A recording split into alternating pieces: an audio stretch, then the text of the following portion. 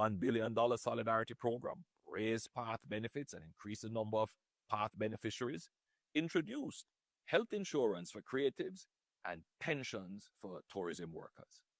I urge you to think of what would have happened if COVID had occurred under the PNP's watch.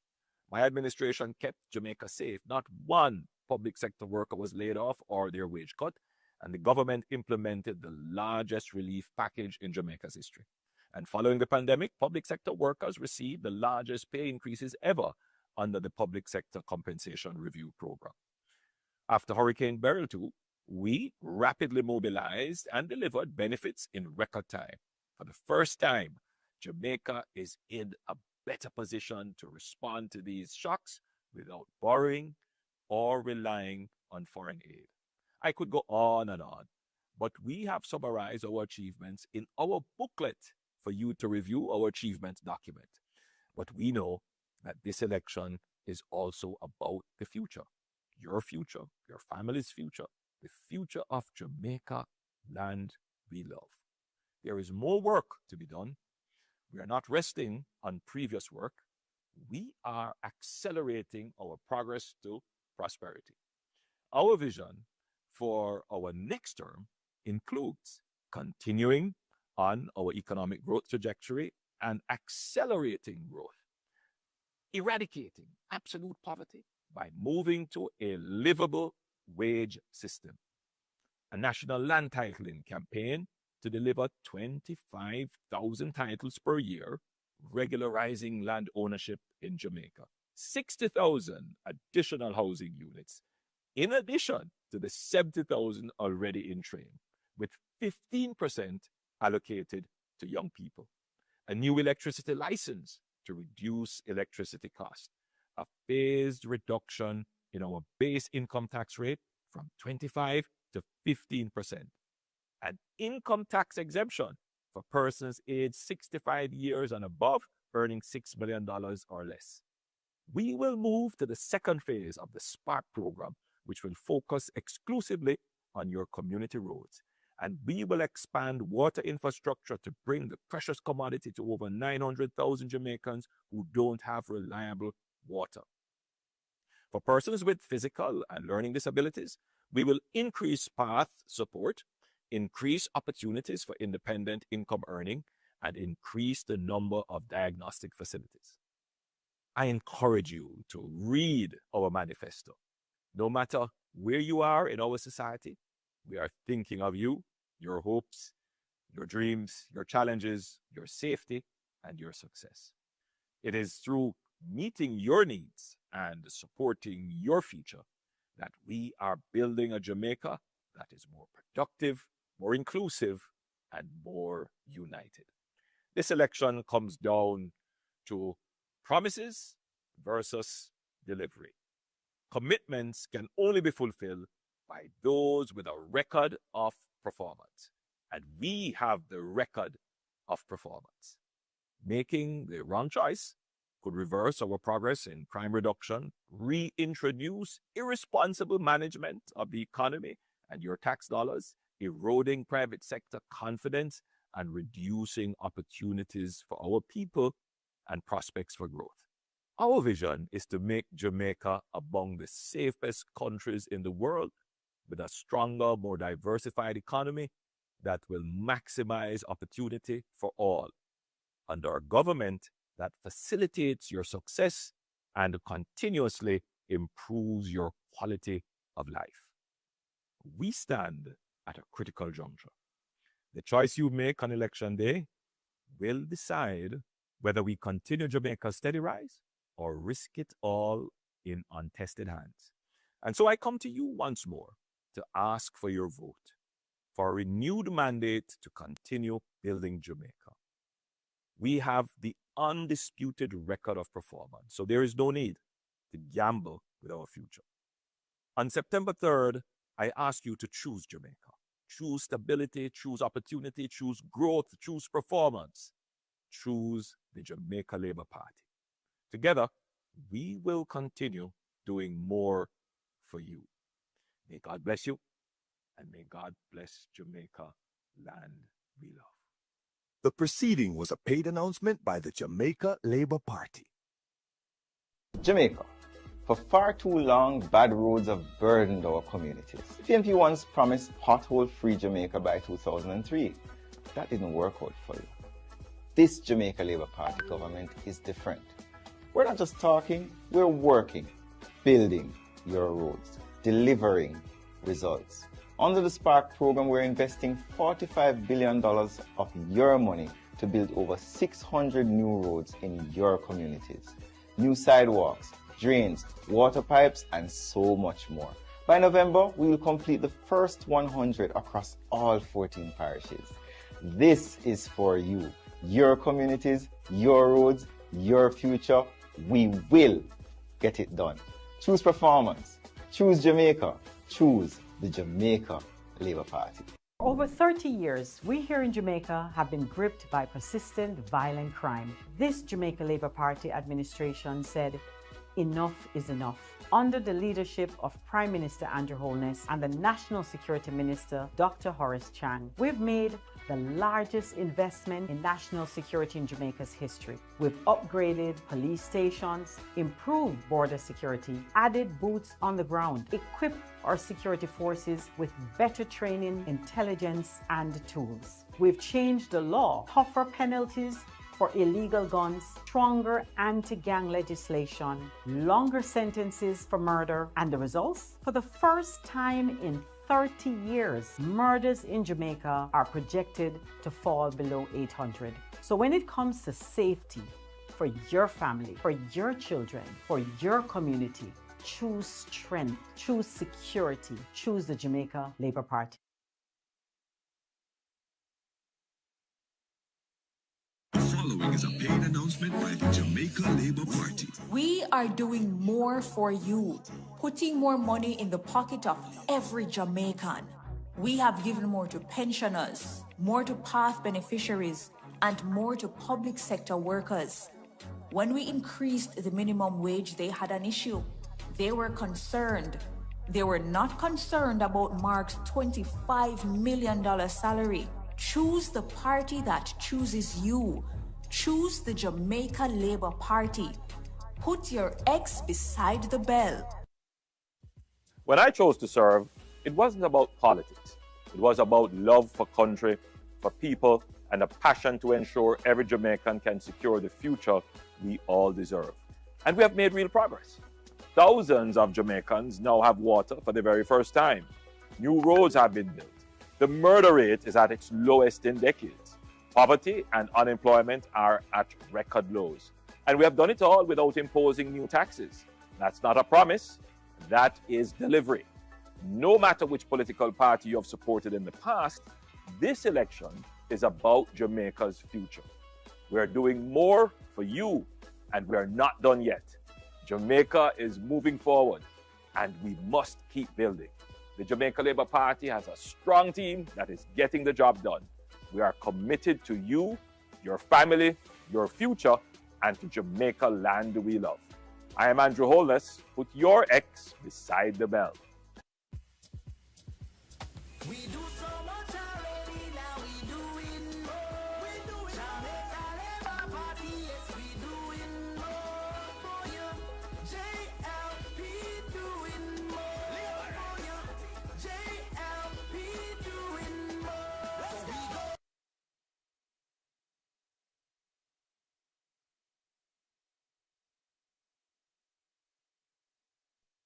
The following is a paid announcement by the Jamaica Labour Party. My Jamaican family, in 2016, you gave me and the Jamaica Labour Party a mandate to put Jamaica on the path to prosperity. Debt was high, unemployment was high, crime was high, corruption was high, public infrastructure was crumbling, and confidence in our shared future was low.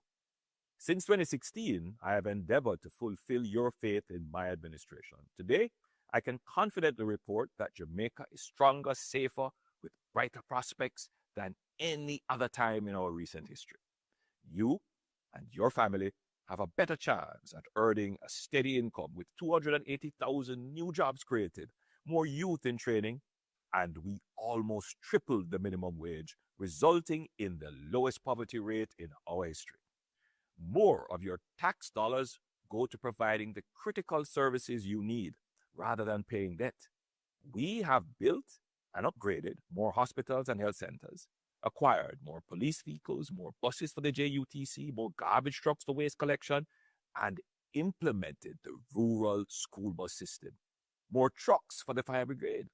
350,000 more Jamaicans now have piped water, and over 660 roads are being upgraded across the island under the Spark program. Your communities are safer, with murders down by more than 55% over the last 3 years as a result of ZOZOs, SOEs, community policing, improved training and technology in the force. We have also established dispute resolution centers and domestic violence intervention units. The transformation of our education system is underway, and this year we're seeing improved results. We have built a more caring and resilient society, able to withstand shocks and disasters. We have implemented the $1 billion Solidarity Program, raised path benefits and increased the number of path beneficiaries, introduced health insurance for creatives, and pensions for tourism workers. I urge you to think of what would have happened if COVID had occurred under the PNP's watch. My administration kept Jamaica safe. Not one public sector worker was laid off or their wage cut, and the government implemented the largest relief package in Jamaica's history. And following the pandemic, public sector workers received the largest pay increases ever under the Public Sector Compensation Review Program.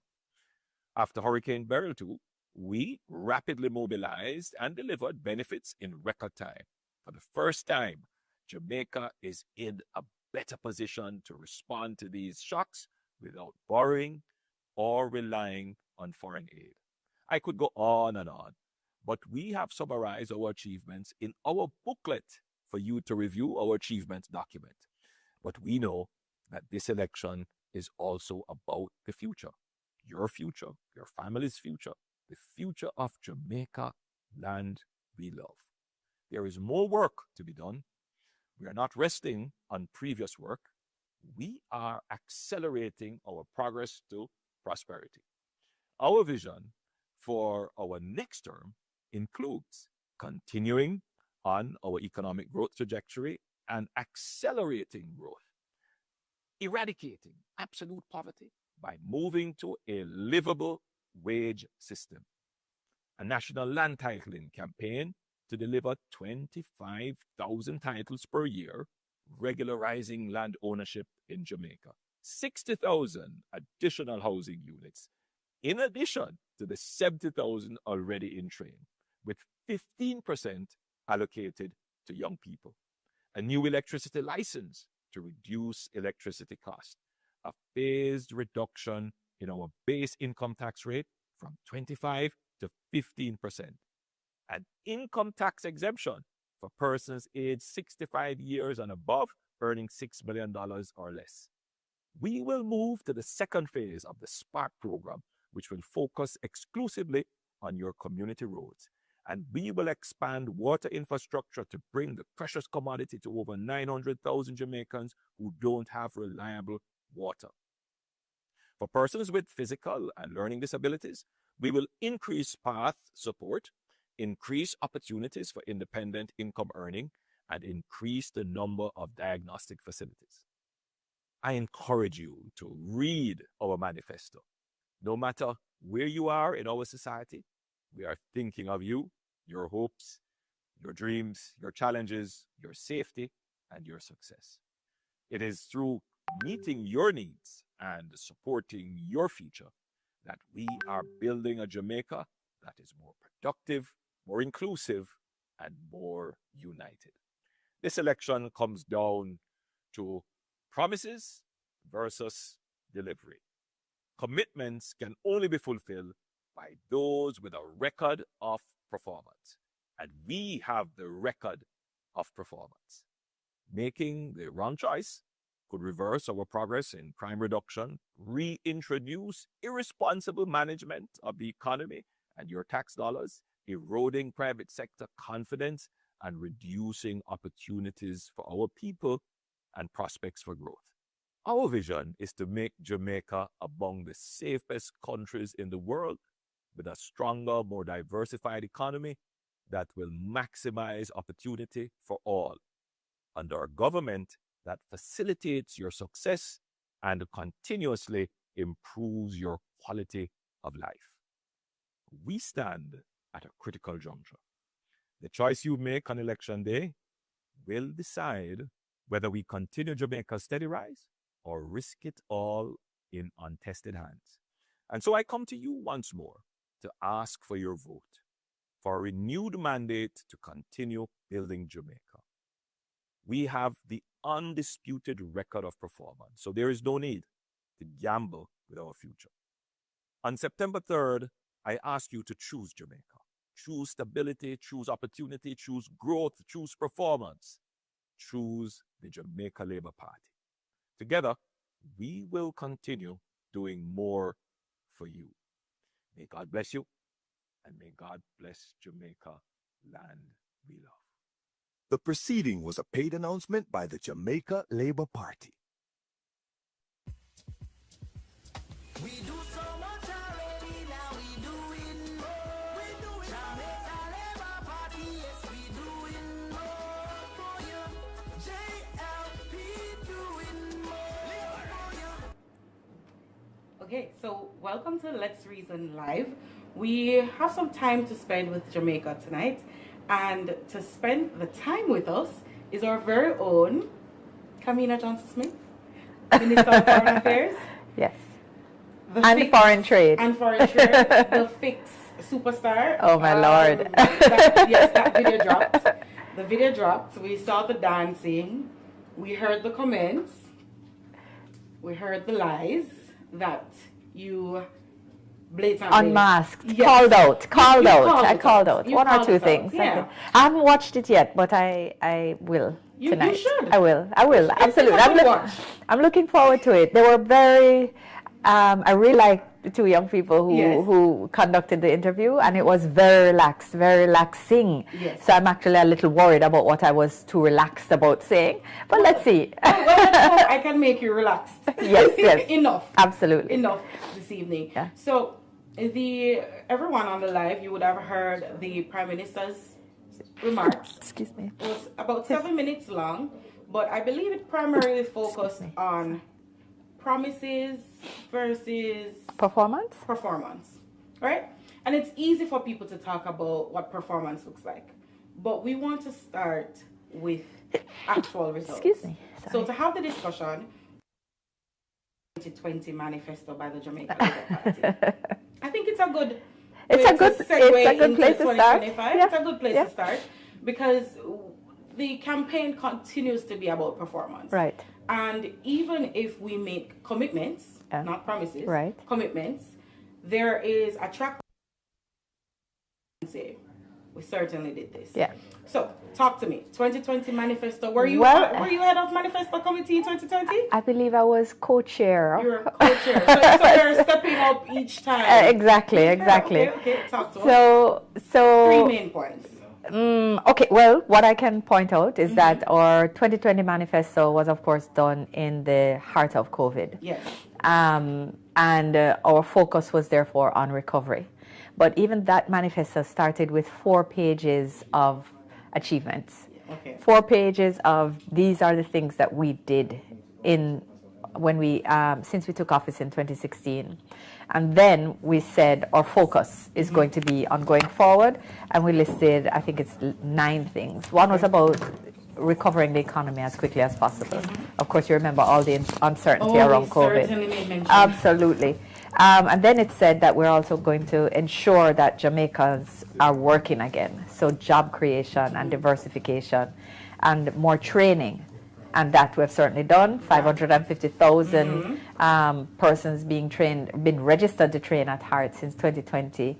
280,000 jobs created since 2020. So let's not move too fast because I want us to delve deeply into it, right? Okay. So we said promises versus performance. Right. 2020, you made mention of training. 2025, you came out with a manifesto book. The JLP came out with a manifesto book all about education. Yeah. Now, on the streets, people tend to think education is limited to primary, high school, and we think about children. Right. But training is much bigger than that. So you could take a course at Heart. Absolutely. Free up to level 4, and in our next term, should the Jamaican people trust us with their vote, Yes. it will be free to level 5. It will be free to level 5. Yes. So again, training is not just for... Training is super important. Not only do we certify people for the experience they have, so that they have the qualifications to get better paying jobs, but we also have expanded the course, the curriculum, the scope of a curricula at Heart. So, at one point it was cooking, it was cosmetology, barbering, just a few courses, and hospitality. Of course, there was basic tourism training and hospitality. But we now have mechatronics, we have digital literacy, we have 2,000 seniors over 60 retired persons registered doing new things, mentorship. So what will you be doing? I don't have time for Heart just now. I don't have time for Heart just now. Online component. They do? Yes, Heart has an online component. So for those of you at home watching this, go onto the Heart website. You may be surprised the courses that you can do just by sitting in your living room. Wonderful. And one of the things that we're going to do in another term, in our next term, is to have an online literacy program. Okay. So we know that we've had a lot of our boys dropping out of school too early. And we also know that we've had literacy issues and maybe even persons with undiagnosed dyslexia and other learning challenges. So they have left school not literate. They're functionally literate, so they can get a job, etc., but they can't go beyond, they can't rise. And they're at a point where they know they need they know they need that foundation, or they're missing that foundation. But to go to school or to go to church, or they're not comfortable with that. So we are going to develop a program that's offered online with audio and visual, so that you can, on your phone, in the privacy of your home, build your literacy skills, your remedial literacy. So training was a big part of our 2020 manifesto. Yes. We're achieving absolutely those goals, and transitioning to 2025, the manifesto is saying we're taking it up a notch. To another level. So absolutely. It's a promise made, promise kept. And we're building on that and foundation. We're building on that foundation. Absolutely. Okay. Another one from 2020. So let's take recovery of the economy. I mean, we've not only recovered and had one of the fastest recoveries in the world, but we have kept all our macroeconomic indicators going in the right direction. So we have had historic lows in unemployment. We're at 3.3%. Historic cutting of our debt to GDP. I don't know if you remember, we had reached 90-something before COVID, and it went up to 110, and it's now at 62. Okay. And of course, when we took office, I think it was either 137 or 147. The brain is tired, I'm sorry. But working. Yes, but we brought it down to 62%. That's fantastic. And did it without raising taxes, and did it while introducing a new social pension, raising the PATH benefits, doubling our PATH benefits, as a matter of fact, tripling minimum wage. So we looked at the most vulnerable, the lowest wage earners, retained all the jobs, because no one in the public sector lost their job while we went through COVID. And we also incentivized private sector to keep people employed, so that we retained as much economic stability as was possible. So let's reason, right? Okay. So we're reasoning. Okay. We spoke about 2 points from the 2020 manifesto. Yes. And one of the points that you made mention are the everyday person going to Heart, and in 2025 there's a commitment for literacy. Right. Bella, your 2025 manifesto, the JLP website, AI, you're asking Bella and she's answering? She's answering. Who's the voice behind Bella? I don't know. You don't know? I think the voice behind Bella may be sitting to my right. It sounds familiar. But Let's Reason is Yes. also from the questions that everyday people ask Right. via Bella. Yeah. So Some of our top questions. yeah, right? some of our top questions. So we took some of those questions, But and you hold touched on it. Hold on, Titania, can I please? Because honestly, I keep hearing so often people dismissing manifestos and equating us with the PNP in terms of performance and delivery. And they say, you know, because we haven't done everything, they pull on that to say that to almost mount an argument to say that we haven't done anything that we said we'd do. And I really feel it's important at this time, this critical time when people are thinking about how to make a choice, that I make clear that if you look at our 2020 manifesto and you turn to the page that says what our focus will be going forward, and you read the 9 things, from recovering stronger, ensuring Jamaicans are working again, transforming our education system, I'm reading. building the safe, secure, and just Jamaican society for which we all yearn, improving access to health care, investing in our people, enabling and empowering Jamaicans through the provision of national identification, access to internet, more effective and simplified delivery of service using technology. I mean, we're now applying for our passport online. We pay most of our taxes online. You can apply for your e-motor vehicle certificate so that's online. one of my biggest things, right? So as someone who considers themselves a little bit techie, Yes. speed, a big category in the 2025 manifesto, Yes. it spoke to me as a young person. Yeah. I do not want to go to TAJ and stand in the long lines. I'm sorry. No, and really, and it's about productivity too. Yes. You shouldn't be having to waste all that time. And we know we don't want to talk about it, but it also removes that aspect that we should not be All participating. aspects, Correct. absolutely. So It makes the system more transparent, more accountable, more and with more predictable deliverables. Correct. And times. And so with all of that tied Yeah. together, manifestos are, I believe, like almost a foundation. It's their guiding light. Yeah. Yeah, that's a nice way to put it. It's Your a guiding light. Yeah. Every 6 months, as a ministry or as a government, you look back and you say, did I do this, or am I on the right path? So we made mention of GDP. It's always that big word. That it's a 3-letter acronym. Yeah. But it's so fast. Yes. And it means so much. And we've reduced it. The debt to GDP is now 62%. Yep. Let me ask you, do you think the regular Jamaican is experiencing what that reduction means? That's a question from Bella, by the way. Really? Yes. And, well, I would love to hear how she answered it, but I'm going to give it a try. Absolutely. Even though you interrupted me before I was able to finish the other things that we focus on, but we'll get back to that. I know you'll let me. But debt to GDP, I was explaining it to someone the other day. So if you owe more than you earn, then by the time you have paid your debt, you are unable to meet your basic needs. And it's why, for so many years, Jamaica has suffered from underinvestment in all of our infrastructure. So that's roads, your health centers, your police stations, your bridges, your schools. Underinvestment in infrastructure for decades is what we inherited.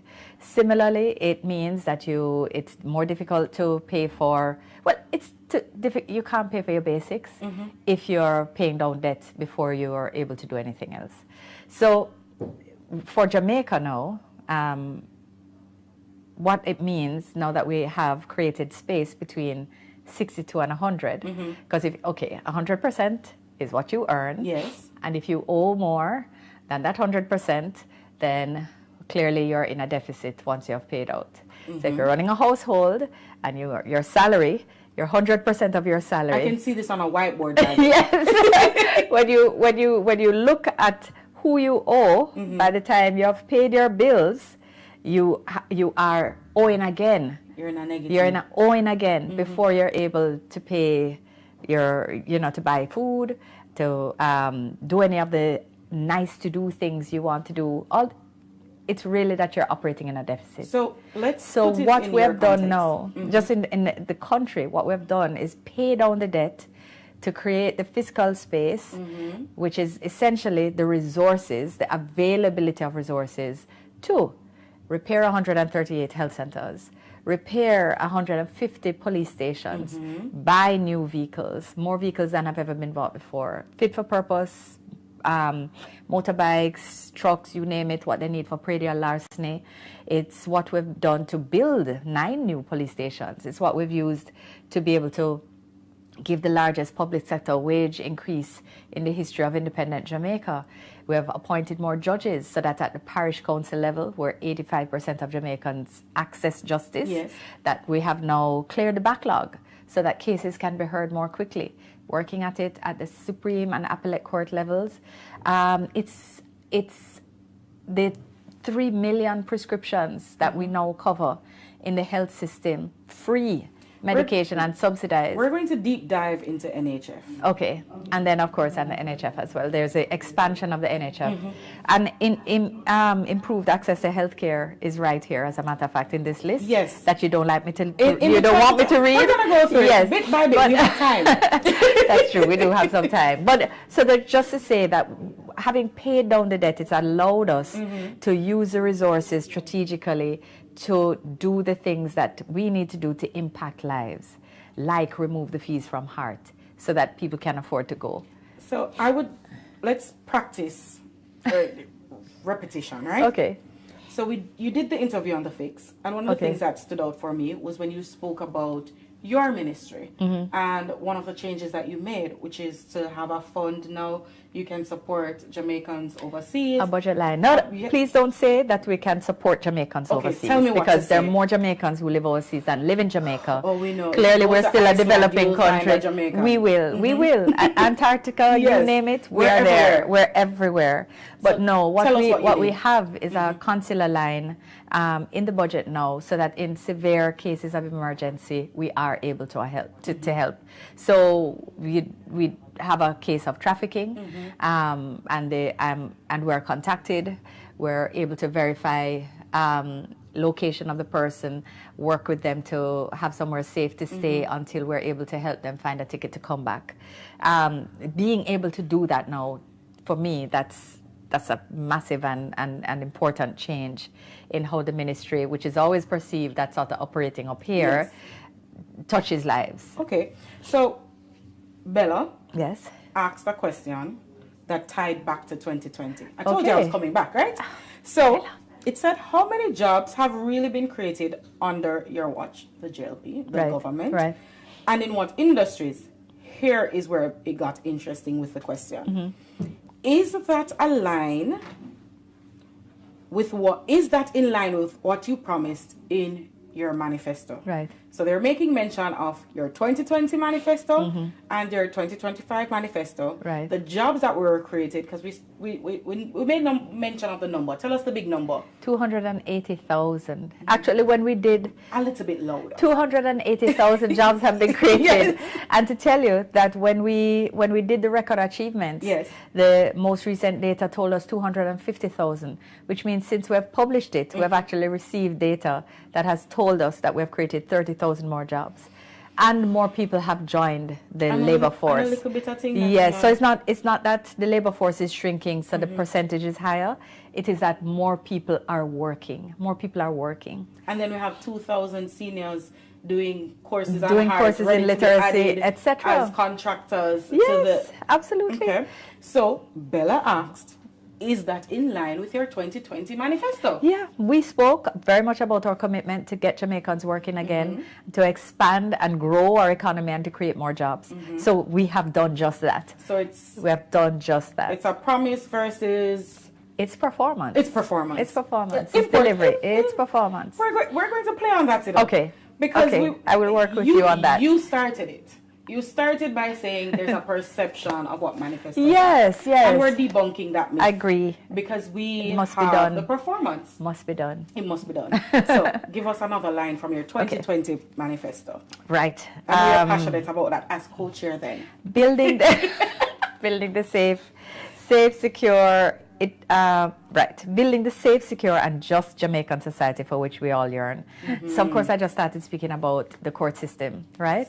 And in addition to that, we've expunged 7,200 records, given What does expunge mean? So when someone has a criminal record, the law actually prescribes what you can actually, what crimes you can remove the criminal, well, the record from their history. So they don't official have that history record anymore. No. So they can apply for citizenship for jobs and for jobs, and like if you they do can't their apply fingerprint, exactly. It won't show up. You can't apply to be in the police if you have. So you might have been caught with a spliff however many years ago, and it's just a criminal record, which would prevent you from applying to the police. But you're otherwise been an entirely upstanding citizen, and you are committed to national service in that way.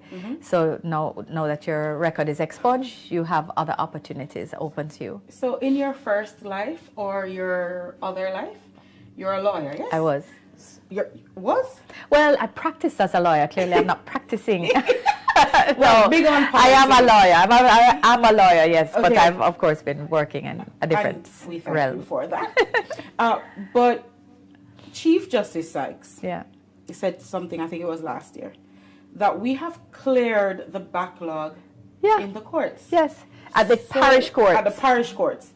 What does that mean for the everyday Jamaican? It means that your cases get heard quicker. Okay. It means that going to court and getting a date for your trial 5 years from now or whatever, that's not happening at the parish court level anymore. It means that they are current with their times. Appellate court is at 110% now, which means that they're now reducing the backlog. It means they're hearing what's coming in and they're clearing what's there. So, and at the Supreme Court, it's a little lower, but we're working at it as well. Working at it means that you're committing to making it better. Oh, absolutely. Remember, the absolutely. We're performing. But let me also tell you what's also so important in the justice system now. One of the things that we have done, because what we said was it's building the safe, secure, and just Jamaican society, right? So one of the things that we have always been deeply concerned as a Jamaica Labour Party, as a party of equal rights and justice, is how we treat victims. So there was a victim support unit. We have expanded it, and we have actually expanded it to include child diversion, for which we passed the act in our 2016 administration. So what it does is it identifies young people who come into conflict with the law, and instead of them just going through the court system, which kind of pull them aside, and they get mentorship, they get counseling, they get, sort of maybe pre-detention rehabilitation, so they don't get locked up. They actually get worked with, and there are many young people So it's justice for all. Justice for Not all. for some. No, justice Not for the all. Tapenaris. No, It's no. justice for all. Absolutely. So young people re-enter school. They might have been on the margins. They may have been recruited. They may have been up to any number of antisocial behaviors, but they're now thriving. So because they've been diverted from a life of crime or antisocial behavior. So in the manifesto, we spoke about a safe, secure country. And just, right? And you made mention of justice just now. And we don't reach a secure yet. We don't reach a secure yet. And that's a heavy one. Safe and secure is a big one. Somebody said on an interview recently that we moved from 300 gangs to less than it's just over 100 now. Just over 100. So almost cut in half. More than cut in half. More than cut in half. Active gangs. So security isn't just about the vehicles driving up and down. No. There's some strategy in the background, yes? And in this manifesto, we pledge a gang-free Jamaica, because we are going to build on our Plan Secure Jamaica, which goes across the whole piece of prevention, situational, operational, maritime, rehabilitation, the full gamut of crime and criminality, prevention and rehabilitation and everything in between. We've been working on that, and that's what's yielding the results now. So I like to bring it home, right? Right. So we spoke about children in the system and that rehabilitation. Yeah. So pretty much with this gang-free Jamaica that we're looking at, or young boys will no longer be going to school late because they had to stay up and watch the ends. That's a commitment that we're making. Yeah, to Jamaica. we want our young people in school. We want them training. We want them being a part of the economy. We want them growing themselves, being their best selves. We want them becoming part of a new family, building their own family. If whatever deficiencies they had growing up, we want them to provide a different future for themselves and their children. So let's touch on something lighter. Yeah. Because you said going to school. Not the 43% reduction in murder? Okay. No. Okay. I'm getting there. Okay. But we said lighter. At Grand Gala this year, there was a song that said, "The wheels on the bus go round and round." Yes. I don't have the voice to sing a song, right? Nor me. Well, you have the moves. So someone will sing and you will have to bust out a move, right? But in order to get the children there, what is the government doing? The government is providing a rural bus system. Excuse me, sorry. My allergies are acting up. My grandmother would have said, true word. True word. Well, I've been sneezing all afternoon, so it must be true words. True words. True words happening. All right, so a new national rural bus system. Safe buses that are, excuse me, true word, purpose built. I'd say they're safer than the average bus. And the regular buses, they are built so that if, heaven forbid, school bus is in an accident, they're built to save children's lives. So this is, I know there have been some questions about the ability of the bus to get into interior roads, but there are 3 different size buses, and so that is being thought out. This is why we did all the testing before school day. I saw the wheels on the bus going round and round on Mavis Bank Main Road. And if you can do Mavis Bank Main Road, Mavis Bank Main Road, then you're good. Then you are 100% okay. Yeah. So a lot of parents are really excited about, because not only is it going to mean that parents are saved money, like if you think about a mother sending a child to school, $1,000 a day, $500 to go, $500 to come back, 5 days a week. You know, how much is that math already? I don't have the whiteboard. Should we ask Damien? The maths. So, you know, if you calculate how much it is that parents have to make the choice, and if they have 3 children, how much on a weekly basis they spend out of salaries, then you realize how a rural school bus system not only gives peace of mind, not only secures their safety, but their regular attendance. And when we speak about safety, we're also speaking about what happens, what we all hear that happens on some of those taxi rides with the very dark tint and the laps and the all manner of illicit activity that we want to rid our young students of. They must be about school. School. And I feel like everything ties into it, because I will pull up here, you have 100 highlights. We do. All of these things for just education. And we're trying it all because we're talking. There's there's an education There's education one here, in case you haven't received it. This is what it looks like, right? We're talking about what Bella asked, because it said, it's what Bella was asked. Right. Like, did regular families really feel a difference? Yeah. And if it is that the government is providing transportation for students in rural communities, then that money that you'd have to pay for transportation is going back into pockets. Absolutely. So it's savings. It's the ability to be able to invest in purchasing the buses without taking on new debt. So that's part of the skill as well. How do you move the money around? How do you move the budget around to be able to meet the most important needs at any given time? So buying the buses, being able to ensure safe and increased attendance, because remember, one of the issues that we've been having with our educational outcomes is the fact that attendance is often low in rural schools. We have to. In non-trads. We're going to make non-traditionals. Yeah. So no, this is a will happen. This is a commitment. But it's why we have our education manifesto. It's because we've broken it out to send the signal that we are taking aim at truly transforming education and delivering for Jamaicans a transformative education system. Did you say we were doing something lighter? Oh, yeah, I did say lighter, but then, you know, you went transformation and you went... It's an overused word, but it is going to happen. You know, it's going to happen. Which word is a taboo in every Jamaican family? Debt.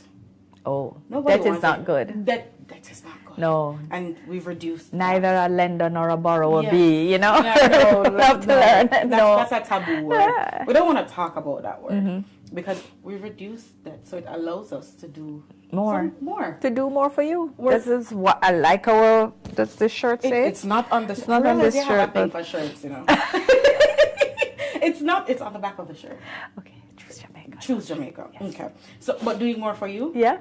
I tried with something light. Let's try again. Okay.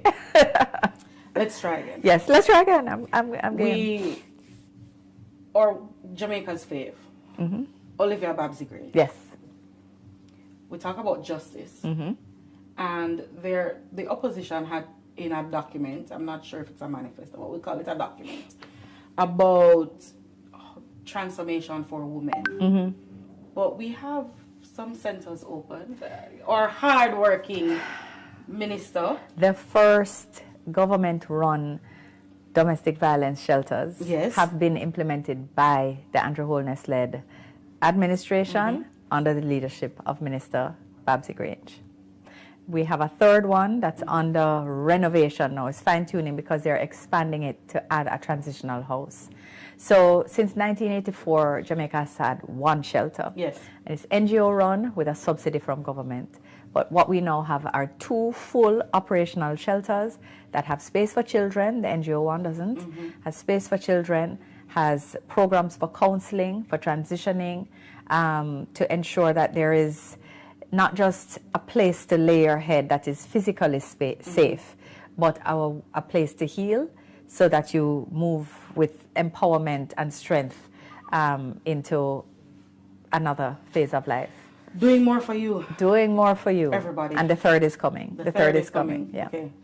Commitment. Commitment. Absolutely. Not a promise. It's no. a commitment. And we work with partnerships. But again, the Ministry of Foreign Affairs and Foreign Trade lobbied for support to bring the Spotlight initiative to support we had a gender-based, an action plan to end gender-based violence. And but we didn't have funding for it. There's a hotline as well. There's a 24-hour hotline where you not only can report, but you can get counseling.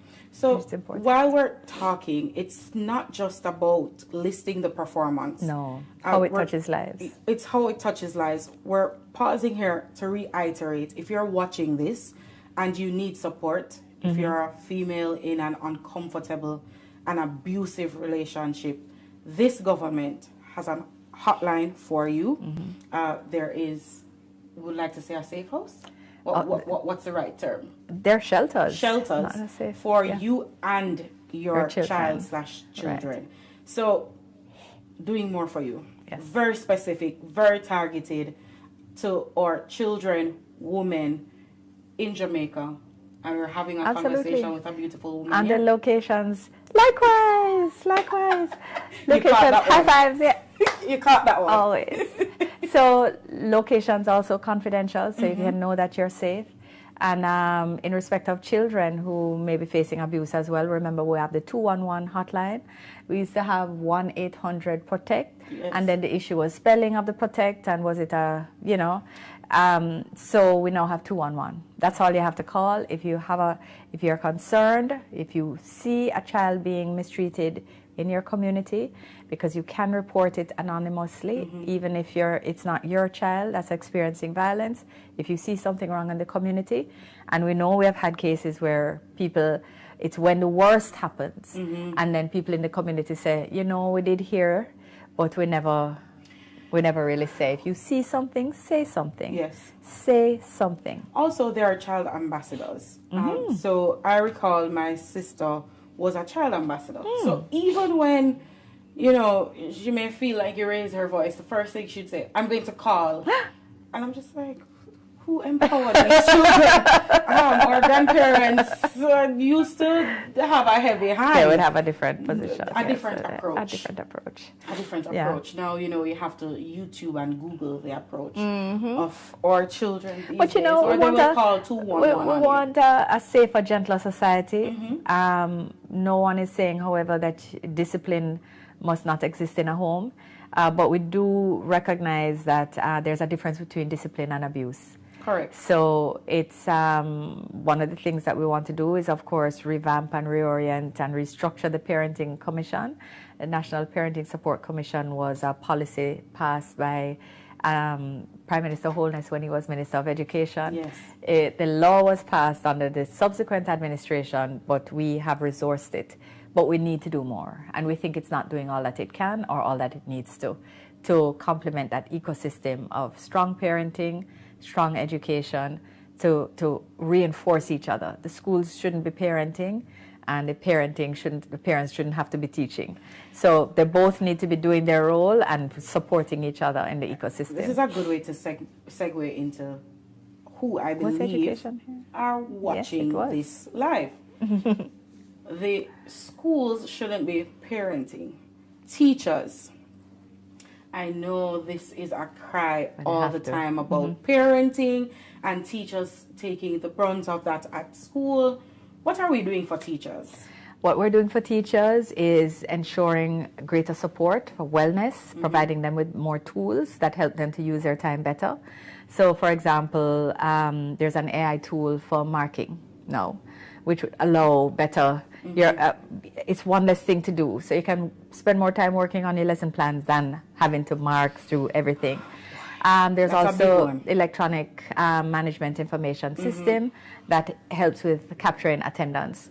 So you don't have to be going through at the end of term through the big book, through every class and counting up. We all remember that big book. We all remember the big book. One student that is assigned to ruling the big book, and then another student assigned to taking attendance. Now it's a digital process. No, it's a digital, and not only a digital process that helps teachers manage their time, but it also helps understand what's happening in terms of attendance, and the ministry has information as well. So if attendance is a problem at a school, they can intervene before 2 months after the teacher has been through and done the report, and the report has made it to the education ministry, and somebody else has tabulated the report and entered it into an Excel spreadsheet. Now it's real time. Ministry knows there's a problem here. Let's send an officer to find out what's happening. Let's talk to the principal. Let's talk to leadership and see what's happening, and maybe send some support officers to help. So I'm going to pull up record achievements. Not this one. The 100 highlights. Right? In the 100 highlights, there was one that stood out for me. I'm going to find it for you. And it was 1 in 5. 1 in 5, 2 in 10. All right. 1 in 5, so 2 in 10. 0.38. Yes. So it's not hairy-fairy. No, it's right there. It wasn't made up after some ray on a stage. It's in the manifesto. It's in the manifesto. Yeah. Walk us through this, because it says, let's read it for everybody. It that's read. Let me read it. Can I read it? Sorry, because I'm just seeing I see this manifesto. No, this is no. It's just that this copy has an extra word in it. Okay. So we actually did a reprint before we issued. We found the error and printed. So I have to delete for you. Okay. So it says, nurses, teachers, and members of the security forces will have their particular nation-building service to country recognized by a 1% reduction in their NHT loan rates after completing 5 years of service, and an additional 2% in their NHT loan interest after 10 years of service. Is it so if you work, to join, how does that work? Yeah, so if you're a nurse, a teacher, or a member of the security forces, if you have worked with the government for 5 years, you get 1% off your NHT interest rate, which is already reduced, by the way. It's not what. And then 2% of your if you have been with the government for 10 years. Okay. Yes. So we're rewarding commitment. We are absolutely. Okay. And it's part of the retention program to say you don't have to leave to look elsewhere. So, one of the things that we're doing. The minister spoke about that same retention, and a lot of our teachers are coming back. Yeah, so we've been hearing. Welcome home. I've not been following it statistically, but Yes. I do hear that quite a few persons have come back. Nurses and Well, we welcome you teachers. home. And on September 3rd, because you're home, you will put your X beside the bed. We hope you will choose Jamaica. We hope you will choose Jamaica. Okay, so education, GDP. We're doing lots, right? Absolutely. So much so, we have a whole book on... Yeah, about education for And where boys, we want about to go. STEAM, about skills, even about childcare and adoption. I mean, there's everything in there. There's how we empower parents, how we involve them, how we empower teachers with more training for them as well, more scholarships. I was going to move on from education, but you made mention of something that is very important, or special needs. Yeah. And when we hear special needs, we tend to think negative, and we think the extreme cases. But new institutions for diagnosing different children, Right. what will that look like? So right now we have 2, and we're doing a 3rd to make sure that we have 1 in each county. The next thing is to move to 1 in each educational region, and we'll assess to see if the needs are such that 1 is required in each parish. But it may be that 1 in each region is sufficient. The intention, of course, is to train up people to be able to man these things, because you have to be able to assess. Yes. Hopefully, we will have specialists returning to Jamaica, but we are ensuring that there is appropriate diagnostic support and then support for treatment as well. Seem to have thought about. We're training up. We're taking some of the scholarships Yes, from the Barry Wint. They issued 670, so they had funding for 670, but it was maybe 500 and something that took up the scholarships. So we're reallocating the unused scholarships to do speech therapy, occupational therapy, behavioral therapy, special education, and similar complementary fields that are needed to make sure that we have the people to do the things that we need when we identify the issues. Sidebar. Sure. How do you remember all of this? I don't know. But I'm grateful. You're passionate. I am. I think this is passion. I am. Because it is, it's a lot. There is a joy in being able to make a difference. And there's a joy. I know a lot of people don't like the book stuff, the policy stuff. But the Manifesto team was an amazing group of people. And from all sorts of different backgrounds. Yes. We had young people, we had not so young people, we had very experienced people. I hope you like my language. I do. My grandmother would actually like that one, because they're not senior. Experienced. They're experienced. I'm right there with Wise you. and Wisdom. experienced, absolutely. Those are the So we had a lot of describe. different perspectives. There were a lot of ideas we had to throw because we just can't afford them. And my young members were often disheartened. And I really started to feel like, exuberant. very, but fantastic ideas, like if you had money, these are things you'd be like, I want to do these that. These are the, in corporate would say the nice to have. The nice to haves. But if you look at the manifesto, we still came up with a suite of ideas and commitments that are exciting but doable. And groundbreaking. Because how do you think about perimenopause in a manifesto? Like, that's... Like... I must be honest, I would not have thought about that one. But it's so important, and it's reflective of the fact that we're really trying to think about how do we touch lives, how do we improve lives. You know what it's reflective of? Yeah. A party that has so many women running as member of parliament. There is that. That also has the highest number of women in the cabinet in Jamaica, and the highest number of women in the Senate at any time in historic Jamaica, in Jamaica's history. So it's not... So you have policy that has a national childcare task force, that had brain builders, that has education separately, that has period poverty, that has perimenopause and menopause, that does look at childcare generally, speeding up the adoption process, looking at placement, making it more efficient, rethinking some of these foundational things in society that, you know, you say, boy, you know, there's so much antisocial behavior and what's happening with the families. And, but yeah, but these things are not going to change by magic. Correct. You have to be intentional about policy making in a way that can be managed and absorbed in the society. But it all ties together, right? Because if you're at home and you're a working mom, and you are in rural Jamaica, you no longer have to spend your time and effort thinking about if your child is getting to school safely, right? And then the government is now saying, you can also consider. Why don't you train for something? Yeah, like mom, why don't you train for something? Train for something. Yeah. So and in the same breath, there's childcare. Yeah. So if it is that you can't afford certain facilities for your children, here we are. We have the childcare grant is being proposed, but this is heart specific. So this is not a childcare grant generally.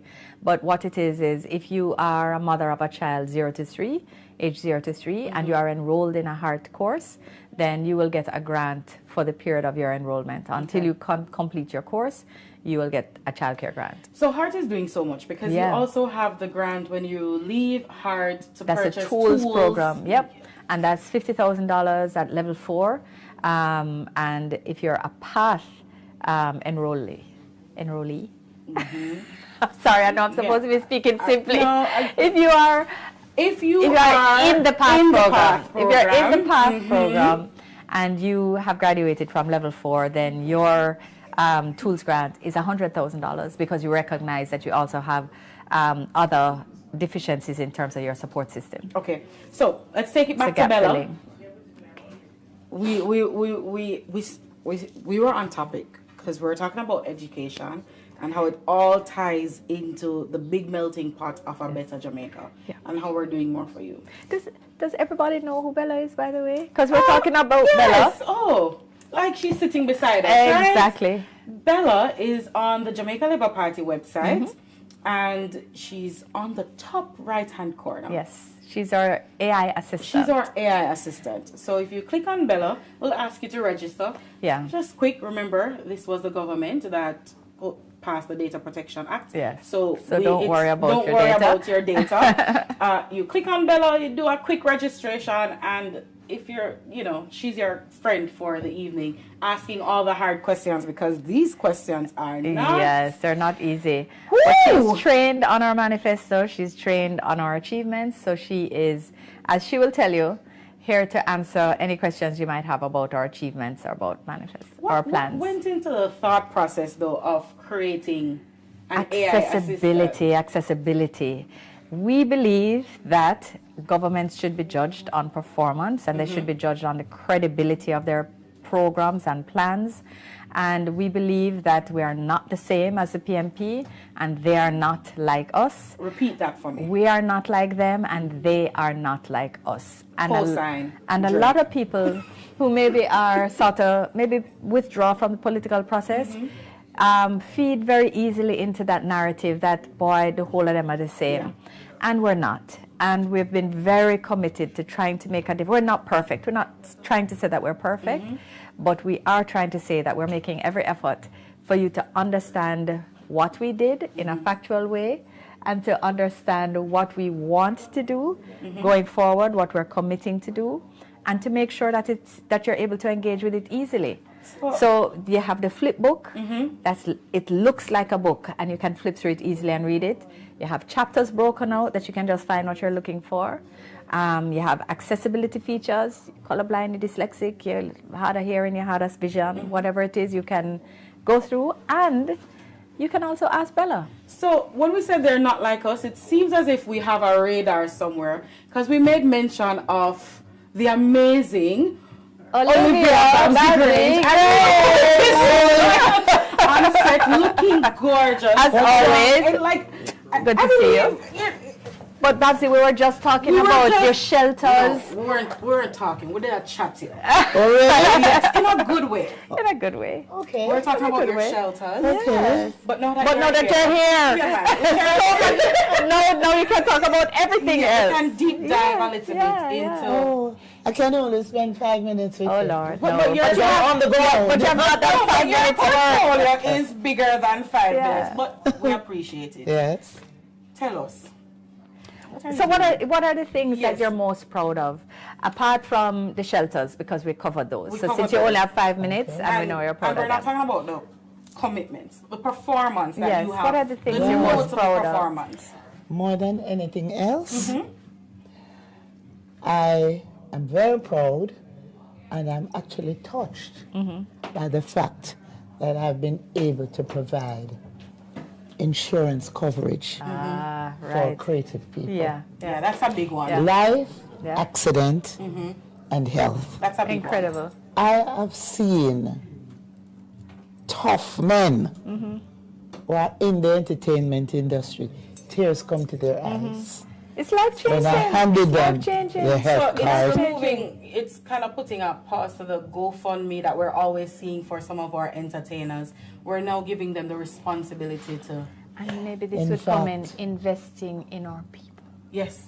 that's right, we're investing That's in a our big one. people. That's in here We're from investing in our 2020. Oh, that's creators. a big one. That's right. That's a big one. And it, you know, it's going to make such a difference in their lives and in the lives of their families, because a number of our artists, the work is seasonal. Yeah, in some And cases, because yeah. it's seasonal, it's not a regular job where they'll end up with a pension or anything like that. And they always try to look, there's a saying in the industry, you fake it Right. until you make it. But in a lot of instances, The they faking really it go becomes through very difficult. hardships. Yeah, yeah.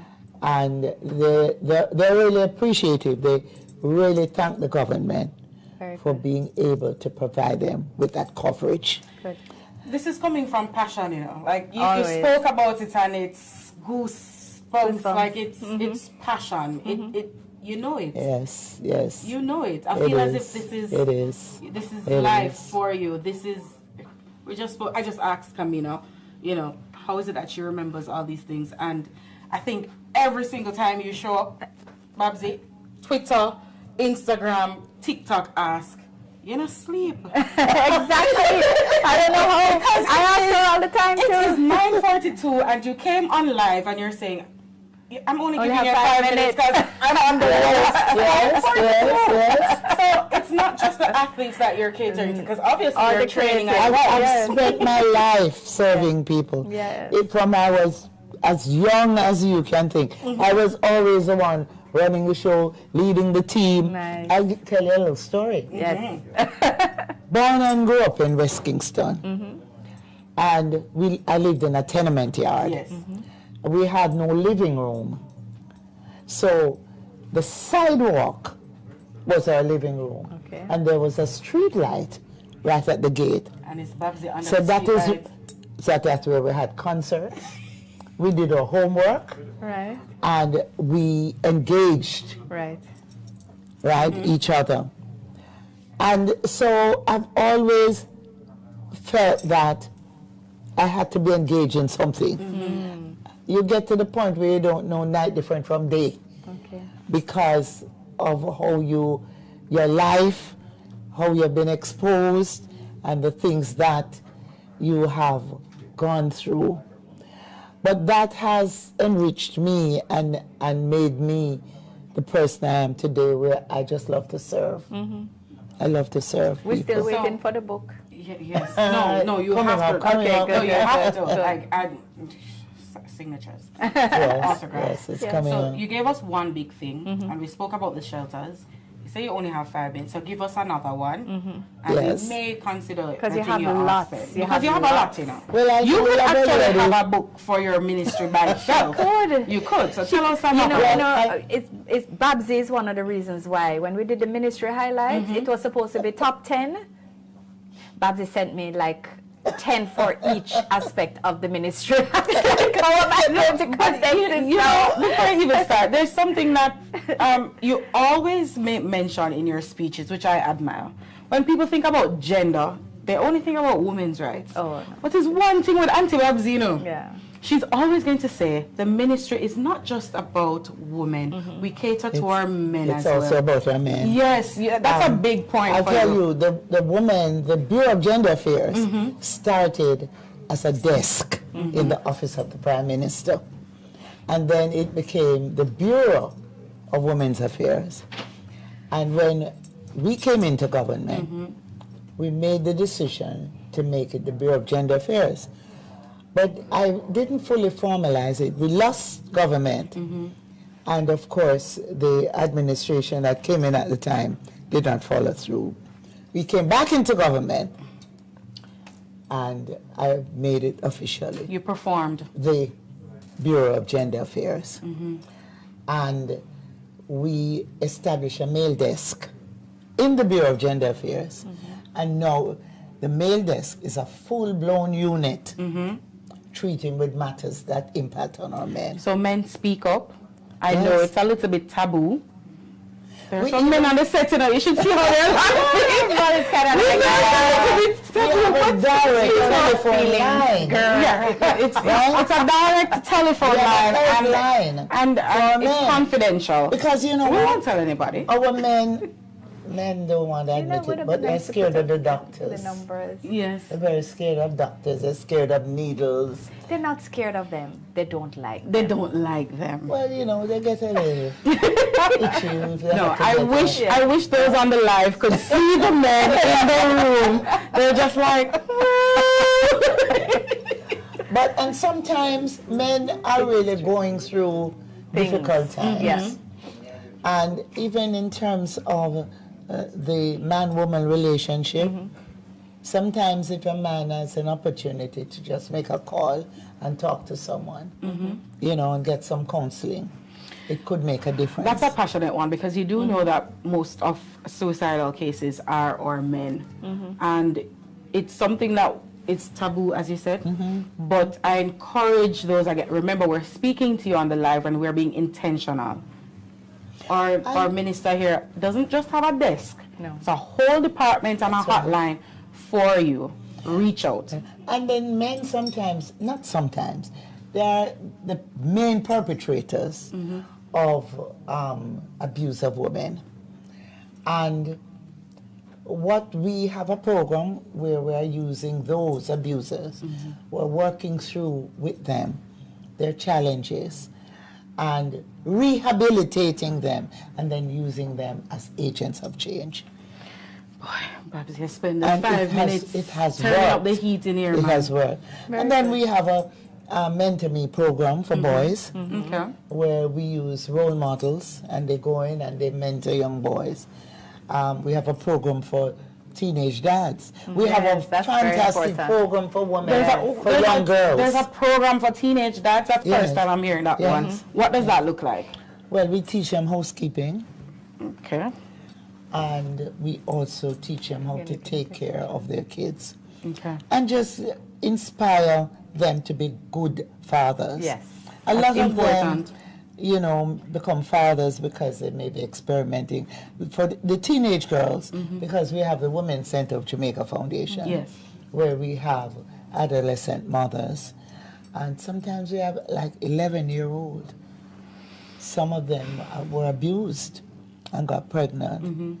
And then in some instances where 2 youngsters experimenting, and yes, you know, there are issues in relation to how do you treat with teenage pregnancy, and how do you treat with underage girls getting pregnant and the father of that child. But we take them through a program. And it's your A stream, right? Yes. The A stream program, you know, so we take that young girl. Yes. She is embarrassed to be in school, and some schools don't want to keep them. So we take them through continuing their education and right through to a vocation or a career. And then we have them being mentored by other women and funded right through university. So what Babs is also not telling you about her amazing work is that through the successes of the program, the number of adolescent pregnancies, of teen pregnancies, has fallen by between 30 and 40%. And the reintegrations, so, you know, Babsy mentioned some of them are embarrassed to go back to school, or the schools, the reintegrations have increased as well, so that the program is working on both sides, because what you want to do is break the cycle. You want them to not get pregnant again, so that they can take care of this child and build the family and build themselves. So I like to tie it all together. Investing in people. Investing in people, that's 2020. Yeah. 2025, committing to rural school bus transportation for children. Expanding Because systems. what it looks like is, if you can now go to school instead of staying home, you are less susceptible to abuse. That's right.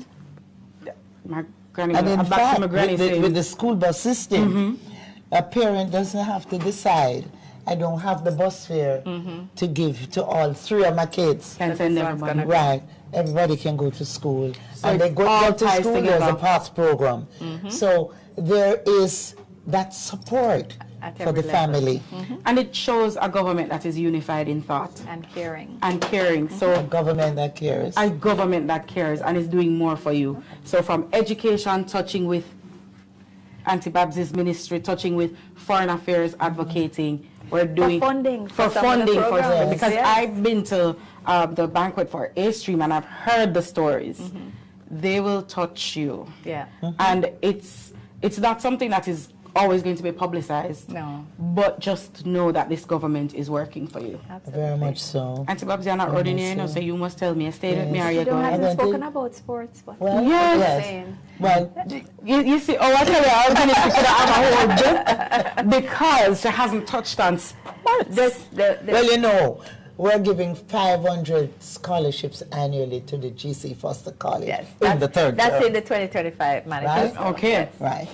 And we currently provide subvention to over 40 sporting organizations, the various sporting disciplines. And by the way, we have a winter program. We don't have snow, but we have a winter program, right? Well, remember, bobsled, and But we have an ice hockey team. And we just signed up. And we We have just three signed up a skiers. Jamaican skier, right? like skiing, Like skiing. skiing. That's right. like Colorado skiing. That's like- right. Here's I mean, we're the only country. We compete in winter sports. We don't win, but we are the stars. Listen, the black, green, and gold, we're just fighting. Even if you go to Antarctica, you'll You're find gonna a Jamaica. find it. But you know what is also important? The Paralympics, Yes. which I know you Yes. are a big Yes. advocate for. Going back to Bella for just everybody, Accessibility. accessibility and the Paralympic Well, support. I must tell you, we provide insurance coverage for athletes as well, including our Paralympians and our Special Olympians. But that's why you have on a sneakers, because Yes, you're always on the run and you're always working. Too, Always I on like the run. them. So we've touched on sports, we've touched on Gender. entertainment, we've touched on gender, we've touched on What culture look like? culture. Well, you know, culture is everything we do. Culture is you. In fact, Yes. we call sports physical culture. That's very But Auntie fancy. Babsy, we don't have a whiteboard to build on the maths, but Yes. you need a whiteboard for your But just ministry. before I go, we yesterday broke ground for the Jamaica Music Museum. Oh, fantastic. That's amazing news. You know what else you did? Fort Rocky. The entertainment zone. Entertainment zone. The first Yes. entertainment zone. Yeah. The first entertainment zone, and we have earmarked other locations. In fact, we're doing an inventory on entertainment venues, entertainment districts, entertainment zones, and what we are ensuring is that the venues are up to a certain standard. Right. And within an area, we'll establish an entertainment district. And the entertainment zone can be a number of facilities like the Port Royal Entertainment Zone. Because along there you have Fort Rocky, you have Fort Charles, Yes. the old Naval Hospital, Right. the lighthouse, Right. the pier. Auntie Babsy is a definition of doing more for you. Sorry. Yes. Like the doing more for you is your tagline. Yes. I think it was for your ministry because you touched on sports, Yes. entertain us Yes. with the free insurance. We touched on culture, and we are learning that sports is physical culture. That's right. Hashtag physical culture. And then we touched on gender. Yes. And then I have something called legacy projects. No, Camina, next time you have to create a book For Babsy. Babsy's book. Babsy's That's what it plans should and be. achievements. That's what it will be. And as part of our legacy project, one of the biggest projects is our big, beautiful national stadium. Yes. Cannot wait. Iconic track already in Scotland. Have you seen the track? The black, green, and That's gold right. track. And we could go on and on and on. Yes. Yeah, no man, we're gonna give you your own book. Yes. And we're not gonna Yes. wait on making it a manifesto book. In the third term, we're Yes. going to have a book just for your ministry. A book of Babsy. A book of Babsy. Signed, Babsy's autographed thing. by the Great Big Book of Babsy. That's what we're. The big beautiful Babsy's big beautiful book. Say it 3 times. It's a tongue twister. The Great Big Book of Babsy. That's what we're gonna have. Well, it will be the great big book of the woman in the Labour Party. Oh. Okay. God, that's a big book. That's a bigger book. Yes. Starting with Iris Collins, who was Yes. the first woman elected to Parliament, Yes. and she ran for the Jamaica Labour Yes. Party. All these things are on your whiteboard at work, don't it? Must be. Auntie Babsy, thank you for coming with us. Well, I come and I crash. No, you don't crash. I just walked in, right? As you should. We're very happy to have you. It's your world and we're living in it. Well, I want to tell you that both of you, I was watching, right? And I'm really impressed with the information Great. that you're providing and you're conveying.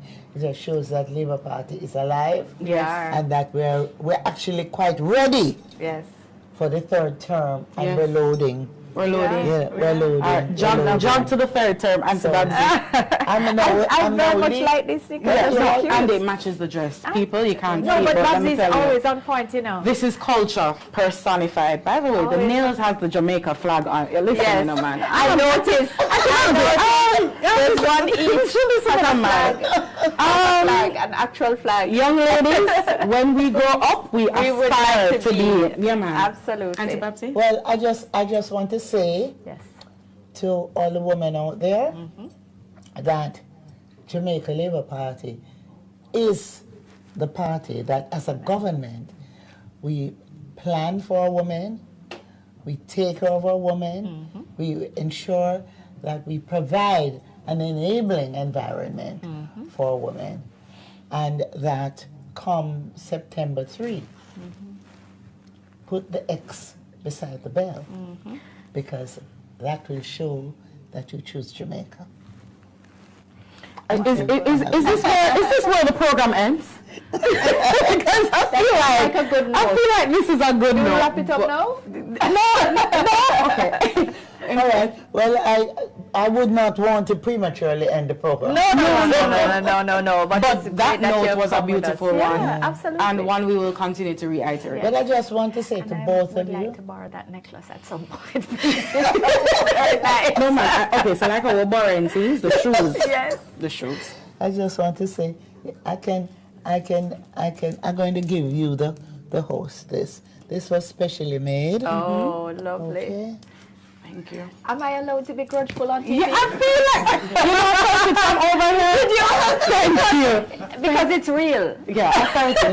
Thank you. I will wear this. Awesome. And I appreciate this one. I'm done. When I see it, Babsy, when I see it. I thank you, and thank you for coming on set. All right, We thank you for having appreciate me. you, and see you in the third term. Yes. All right, Spanish Town was great last night. Listen. I was walking with somebody in their seat, and then by the time when we finished, we heard Spanish Town Gridlock. Don't even bother try. You heard So Spanish Town I went Gridlock? home and watched it. Did you hear Spanish Town when Auntie Babsy stood on the platform? It erupted. Listen, Real. Spanish Town was amazing Yeah. last night. I got goosebumps. Yes, that's But wonderful. It was a wonderful experience, and the Prime Minister Was I mean, phenomenal. his presentation about doubling the minimum wage. Yes, yeah. I mean, people just gasp Yes.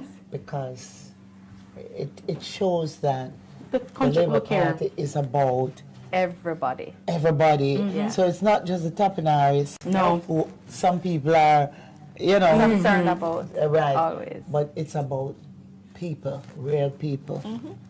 The ordinary man and woman. Making sure everybody benefits from the economic gains. Everybody. Thank you. Thank you. Bless you both. Thank you. Once I get started, you can't stop. The problem is we don't want to stop you. So that's the next All thing. right. Thank you. Well, Love you. Okay, great. So, live. So we soon get another visitor. Well, this is what it's about. So, I will make way for someone else, so I don't have to stay the whole time. We can mix it up. So, yeah. You're not enjoying I'm my loving company? it. What does that I'm mean? just saying. I thought as if that was a parting message. I'm saying I've been here a while. You have been here a while. Yes. But And you just took the necklace, the bracelets. wow, people, Auntie Babsy gave me this, So, I'm officially. You're officially. It's official. Yeah. You're it. Yeah. You're in. I'm sorry. You're in. So back to my little document now. Since Back to your document. one of the things Are we looking that at we're committed 2020? to- Yes, one of the things we said is that we are committed to supporting our most vulnerable by strengthening the social safety net. So these are things like the shelters, the insurance. We have the first ever in the world pension fund for tourism workers. And then in 2025, in the next term, we will have the new pension fund for farmers and fishers. Why are you reading First my of all- notes? Oh, well. Bella got asked a question. The question that Bella was asked is, are you ready? Tourism is huge for us. What new things have you done to attract more visitors or get them spending more while they're here? Let's not talk about the ladies on the raft being massaged. That's not what we're talking about here. We're talking about real, Although that's a real market. a formal. It's a part of the real It's a market. part of the real market, It's been a thing. So tell us, what have we done to attract more people to Jamaica? So one of the things we've done is reach out to additional airlines so that we have more flights coming to Jamaica. We have also upgraded Boscobel to now be an international airport. And I think we have daily flights now. I started off with 2 days, but I think it's daily flights now. And American Airlines flies in and out of Boscobel now. We have more flights from different places in the world. We're one of the most well-connected. But we're also building out new products. So what we're trying to do is make sure that there's more of Jamaica that's seen and experienced by our visitors. So there's more food, there's more culture, there's more community experience, there's more eco, everything that's possible. And all of that is also about making the tourism dollar reach further into the Jamaican pocket. So I'd more like of to it as well. touch on that, because oftentimes when we think about tourism, we think about Montego Bay, Ochi. But Kingston has now become a whole festival mecca. Absolutely. You have food and drink festival. Right. You have all these things attracting overseas chefs. Absolutely. And it's beautiful to see. It's if you walk awesome. New Kingston now, you see people walking. Yeah. And then of course the murals, Creative Kingston or Kingston Creative Downtown. So if you've never Right. been, you should go downtown. Check out the murals with your family. It's a family-friendly activity. And that is possible because of the reduction in violent crime. Absolutely. So the tourists feel safe. Absolutely. So our tourism numbers are up, and we're trying to leverage that to make sure that more Jamaicans benefit as well.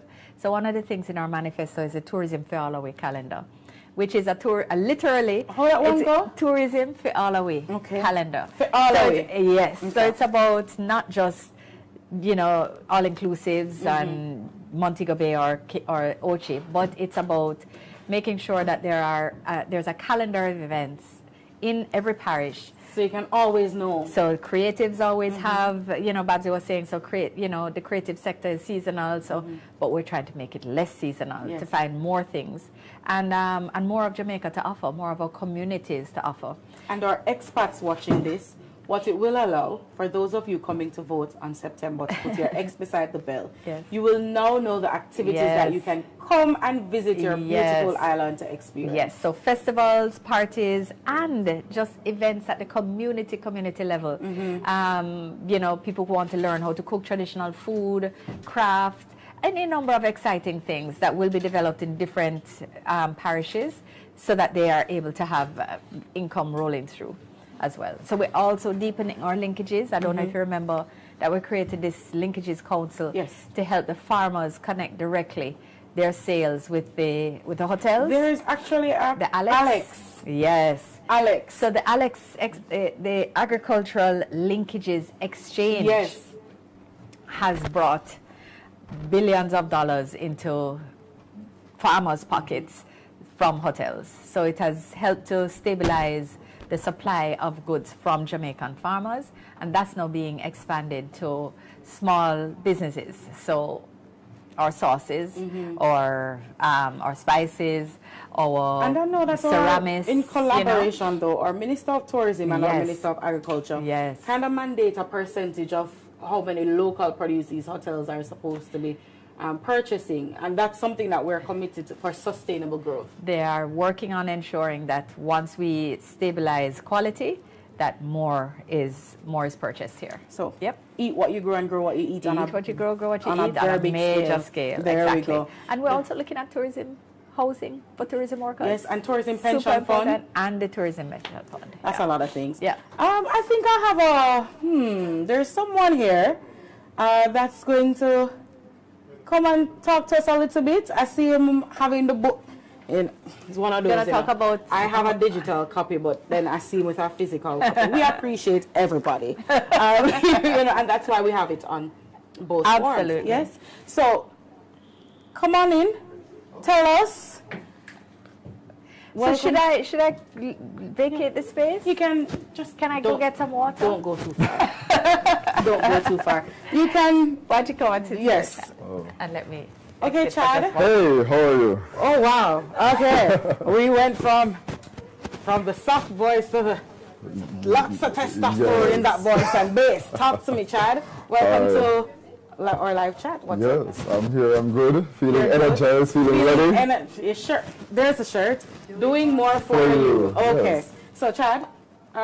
Should we say you're a young person? Is that what we Of course I am. I'm 25 years old. You're 25? Yeah. What's in the manifesto for you? What's in the manifesto for me? I mean, I think the income tax threshold in terms of what we plan to do, reducing the income tax from 25% to 15%. I think that's something that working young professionals would want to hear about. What does that mean, though? So I'm happy you brought that up, because that was on my list of things, many things that was asked to Bella, right? Yeah. So from 25% to 15%, why is it important for you? It's important because I think the Jamaica Labour Party has been the government to really demonstrate that it cares about young people. And not just young people, but people in general, the Jamaican people. Because when you look at the fact that, hey, we're giving more money to you. So the government, the Jamaica Labour Party, has cut taxes and has said no new taxes for 8 years consecutively, but at the same time, it's giving back in every budget. It's pretty much inspiring, watching the Prime Minister and every single year, Dr. Andrew Holness can tell you, this is what we're going to do. And it's very practical, it's feasible. It's not a case where, it's just an empty promise or something that won't be achieved. It's not a pie from the sky. It's not Ray influence. That is it. I saw what you did there. I'm happy you caught that one.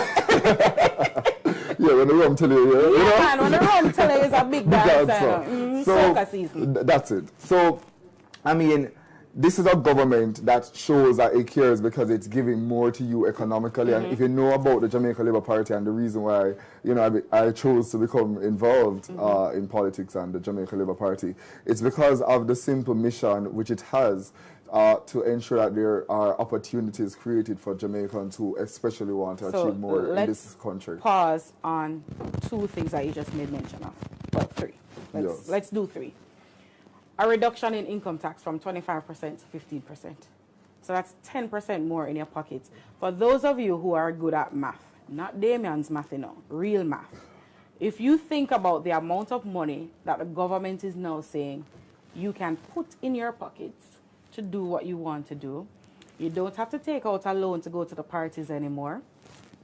You can purchase your ticket to go on a nice vacation because you're saving more. And for those who want to, pursue higher education. You pursue higher education. It's easier for you. You can save towards it. Yes, save towards getting a home for yourself, by a certain age. That's what young people want to hear. So that's one thing, right? Yes. The next thing, because we always assume that we're all in the same tax bracket. But the PM announced something very level-headed. And no, it's not an announcement. So let us be clear, people. It's not an announcement because it was in the manifesto. The PM emphasized a point in the manifesto. Minimum wage. Minimum wage. Doubling the minimum wage within a certain period. Yeah. So doubling the minimum wage to how much is it? 32,000? Yeah. So we're not only talking about, we're catering to everybody. Yes. And doing more for you. For you. Young people, if you want to say you're middle class or you're someone who's currently earning the minimum wage, it will be increased under this Jamaica Labour Party if you vote to make sure that we secure the third term. You're looking at an increase in minimum wage. Chad, talk to me. You said no new taxes. So what are you using your savings to do? Well, I am actually, that's why I mentioned pursuing higher studies earlier, because now I have the chance to, pursue higher education, starting my master's this year actually. And so I'm using the dividends, that the Prime Minister and his government has given to us as young people. And that has really been the dividends of a growing economy, a strong economy. And that now in return is giving more to us to do more. I will never forget the 2016 manifesto. 1 in 5, that's where you're going? No, I'm talking about something else. I'm talking about the same income tax threshold when the opposition, the PNP, said it was not workable. And now all of a sudden they are the ones who are saying, they can do it. We mentioned Ray. Remember we mentioned Ray. So we're, compare and everything. Ray. Well, let's. I think Ray is stronger. So that's is what would have 3.5, not 3 anymore.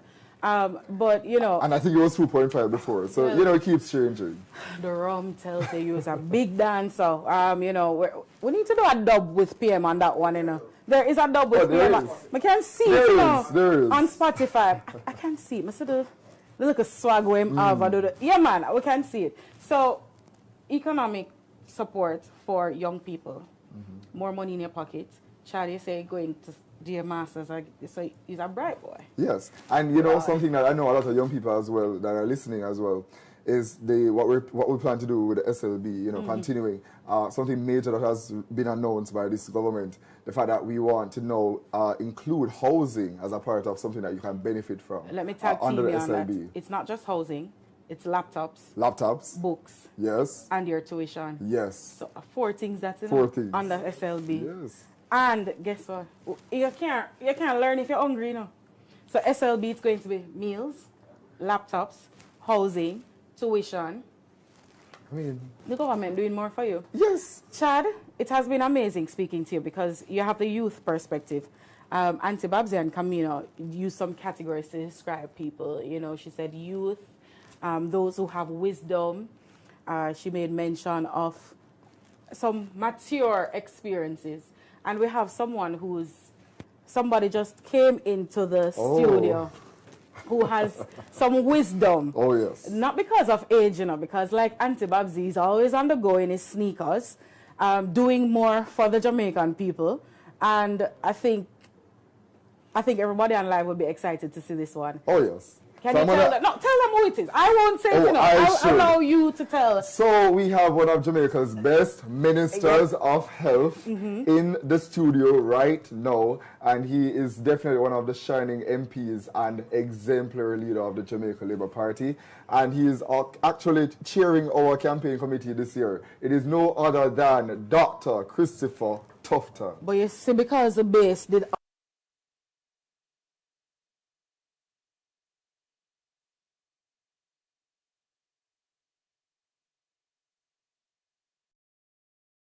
Okay. All right. When you go down to the polling station, you have to vote Labour. Put the X beside the bell and make sure you remember. And you go and whop them one by one. Labour go and whop them two by two. Over the next few years, in our third term, we will double the minimum wage from $16,000, what we have carried it to now, having almost tripled it, to $32,000.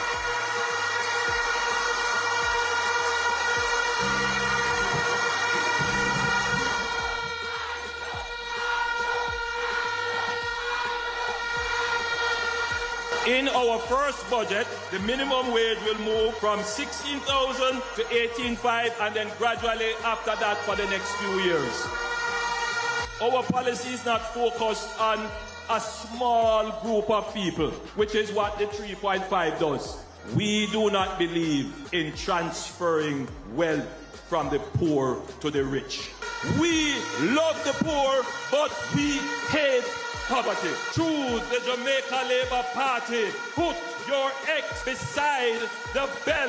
When you go down to the polling station, you have to vote Labour. Double line, put the X beside the bell and make sure you remember. And you go and whop them one by one. Labour right, whop them two by two.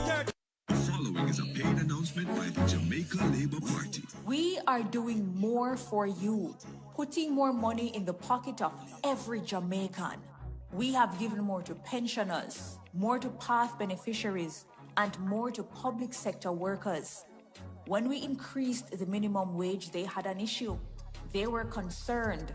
They were not concerned about Mark's $25 million salary. Choose the party that chooses you. Choose the Jamaica Labour Party. Put your X beside the bell. Jamaica. For far too long, bad roads have burdened our communities.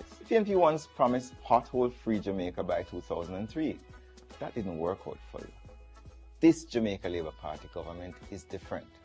We're not just talking, we're working, building your roads, delivering results. Under the Spark program, we're investing $45 billion of your money to build over 600 new roads in your communities. New sidewalks, drains, water pipes, and so much more. By November, we will complete the first 100 across all 14 parishes. This is for you, your communities, your roads, your future. We will get it done. Choose performance. Choose Jamaica. Choose the Jamaica Labour Party. We do so much already, now we doing more. We do it. Jamaica Labour Party, yes, we doing more for you. JLP. So, before we took the break, Chad made a big introduction, and I'm going to make it small. So I'm going to jump right into it with our campaign manager. Sure. I think people are used to you being introduced as the Minister of Health. But we're going to start a little bit softer by saying the campaign manager. Right. Sneakers on. Always. Coming off the road, I'm assuming. From constituency. From constituency. Yeah. Not just one constituency, I'm sure, because it's Several, constituency been to a to few. constituency. How has that been? You know, good. There's a lot of energy on the ground.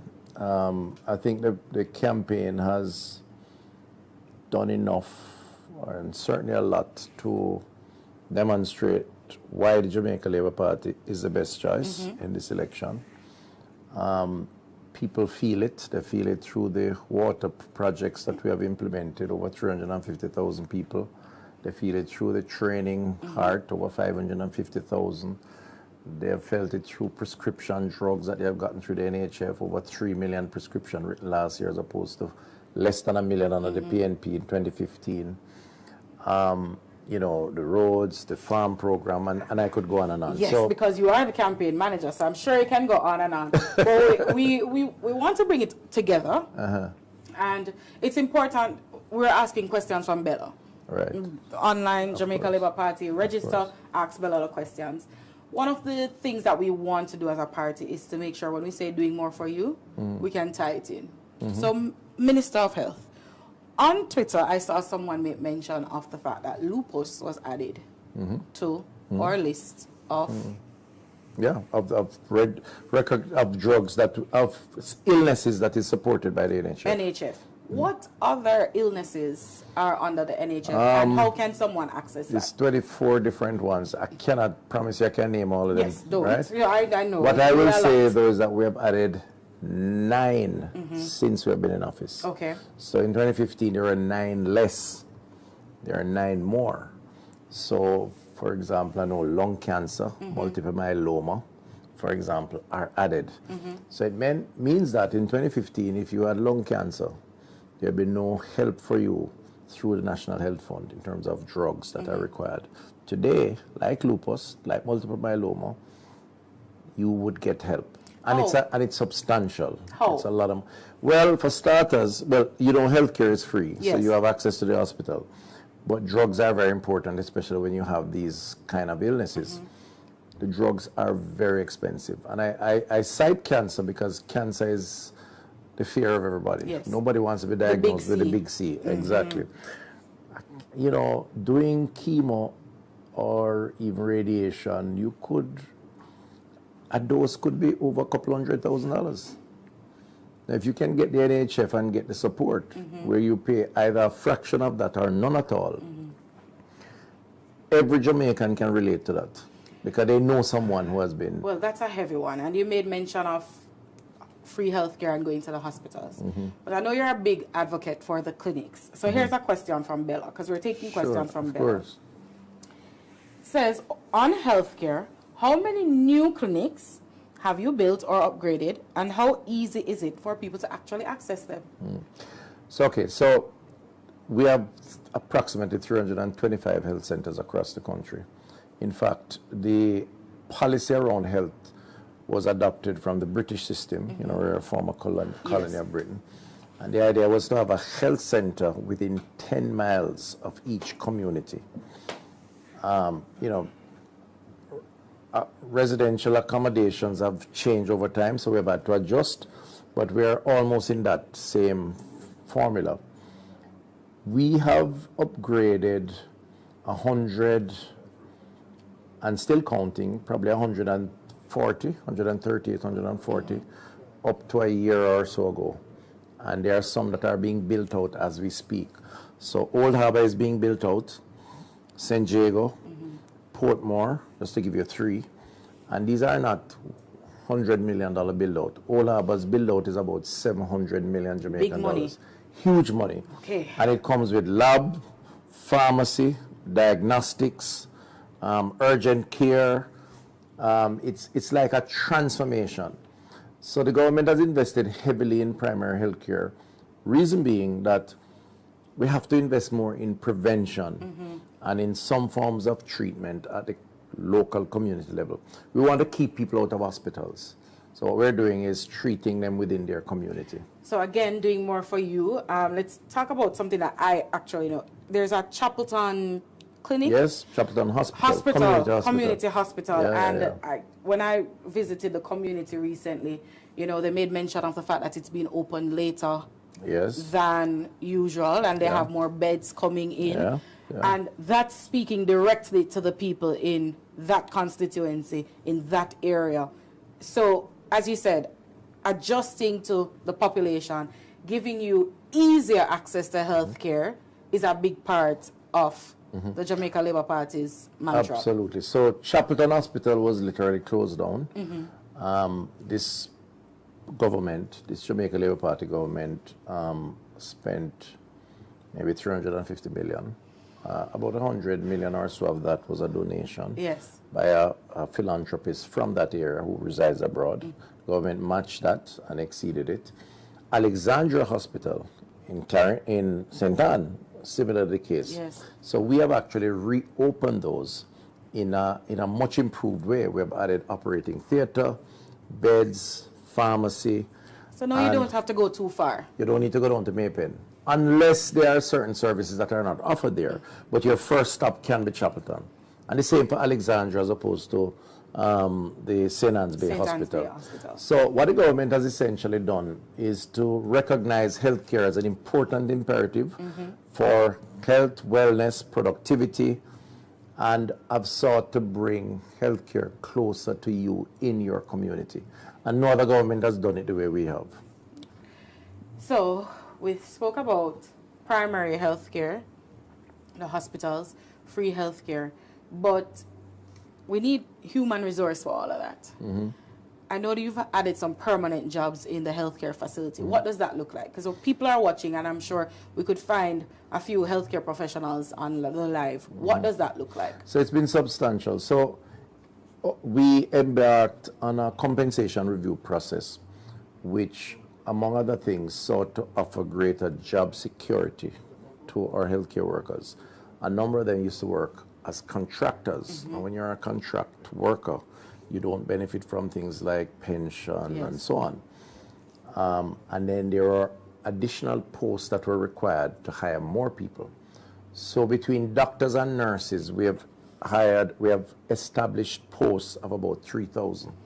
So That's about a substantial 1,500 nurses, a little less for doctors. For community health aides, we had 1,000 when we got into office. We have about 2,500 now. So we have increased the complement of healthcare workers substantially. Now, that solves part of the problem in that we now have more people on the payroll and therefore more people doing the work and sharing the work. But there is a challenge, I will admit, as it relates to having the healthcare workers. So we have expanded training to train more. We are doing collaboration with other jurisdictions external to us to do collaboration. So the next dispensation is to try to fill these posts. But I think we have done a lot to make healthcare workers more secure in their posts, not to mention compensation review, which is offering them more salary, more pay. So, and then the working conditions by improving and building out hospitals and health centers. So I think this government has done more for healthcare workers than any other government. I'm not saying it's perfect. There's still a lot more to be done. I think that has been your modus operandi. You know, doing more for you means that there's some ways to go, but we can acknowledge the big milestones that we've achieved. Absolutely. And I did promise you that we wouldn't be too heavy. So, on the campaign trail, have you seen healthcare workers? Have you been engaging them one-to-one as well? Yeah, of course. Healthcare workers, there are two critical stakeholders in health. There's the worker and there's the patient, the citizen. And both, I think, have been engaged sufficient to help them to understand, to the extent that some may not be totally clear. You see, the thing with being in office for 9 years is that if you were not involved in the field 9 years ago, there'd be no reference point. Correct. So the younger ones coming in don't know what it was before the Labour Party. But there is a famous statement made by the opposition spokesperson on health when he spoke to doctors using garbage bags and cutting a soap in two and so on. Now, that's his words. He said it. He's on record of saying it. But it speaks to the crisis that was faced at that point in time. Fast forward to today, whatever criticisms you have, it is a far different and much improved. Now, as I've always said, as you say, it's not where we want to be because we still have work to be done, but we have come a very, very long way. And as a consequence, I think that we have done more for healthcare. Now, from the patient perspective, on the campaign trail, you know, I cannot tell you how many people have come up to me and have said thank you during this campaign, which is quite heartening because people don't normally say thanks. You know, they have, when they have a problem, they say they talk about the problem. One of the most popular comments that I've got is from seniors, the older population, who thank me about expansion of the NHF, expansion of the distribution points, expansion of the number of sicknesses, illness categories that you can get drugs with. People come to me and say, listen, man, every month I go get my hypertension drug, I get my diabetes, this, I go get my that. And of course, the older you get is the more you're afflicted. I was waiting on here because I feel like that has been your tagline since having this ministry, you're always talking about the hypertension, the diabetes, the lifestyle illnesses. Stuff. Lifestyle. And it's easy for us to forget that your ministry is actually health and wellness. Wellness. We gave the name wellness. And it was through this government that you added wellness. Yeah. Now, what does that mean? What does wellness look like? There was a big argument about the wellness bench. And I think it flew over a lot of people's heads what it actually meant. Right. Because you now have a moment to pause. Yes. So, two things. There are two separate issues, but let me address them quickly. So, the wellness was added to health at my request to the Prime Minister, because having looked at the data and discerning that most of us are afflicted by behavior, lifestyle, you really need to place greater emphasis on changing lifestyle. So the interesting thing about health is that while clinically you need a response for sickness, medication, doctor, hospital, prevention is more behavioral. So it's more social sciences. So the wellness is really about trying to improve behavior, nudging people away from lifestyles that make them unwell. Hence Jamaica Moves.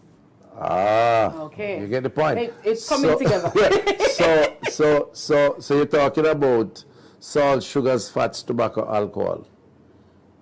Trying to reduce or cut that out totally. You're talking about exercise. You're talking about rest. And you're talking about some other things too that are not as apparent. Sense of belonging, sense of purpose, spirituality. You know, I'll pause there. It seems as if this whole jogging culture and the hiking culture has expanded in Jamaica. And people might think that it is a random thought. But I think it ties into the whole health and wellness and all the campaigns that you've been running and all the campaigns that the ministry has been running for people to feel as if there's some other activities that we need to do. Absolutely. So our posture, our position over the last 9 years, supported by the government, the cabinet, the Prime Minister, who himself is a runner, as you know. Boy, I feel it for your security guards at those 5Ks. Well, you can't keep up. You can't keep up. You won't qualify. Yes. But our entire posture around health and wellness is that it is a lifestyle. It's a lifestyle. You must get up in the morning and you must know what you need to do. And what I've said to people is that you don't need to imitate anybody. You don't need to be a copycat like them other people trying to copycat other people, right? Okay, fine. That's my word. That's my position. No, they're not copying. They're copying. Copying. You just need to find your groove. Okay? So if you like to swim, go swim. If you like to walk, go walk. If you like to hike, go hike. If you like to do push-ups in your bedroom, go do push-ups in your bedroom. What is important is that you do something, right? And Jamaica Moves was really about that. It really promoted movement. And I've tried to put my own life on display. Now, I'm not perfect, and I do have a drink now and then. Yes. So let me not claim Full perfection. disclaimer. There's no virgin here in this room. Cut.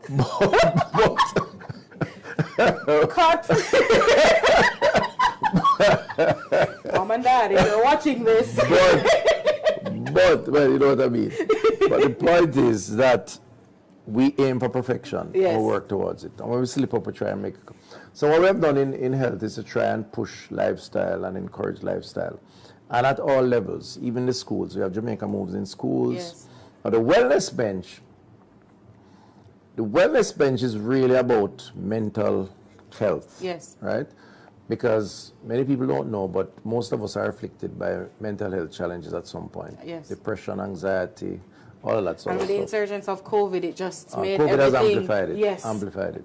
The wellness bench was placed in the schools and in the work environment as a symbolic, as a symbol of safe space and safe persons. So we promote around that, that you need to find a safe space, because we all need to step back from the noise of the world and the challenges of the world.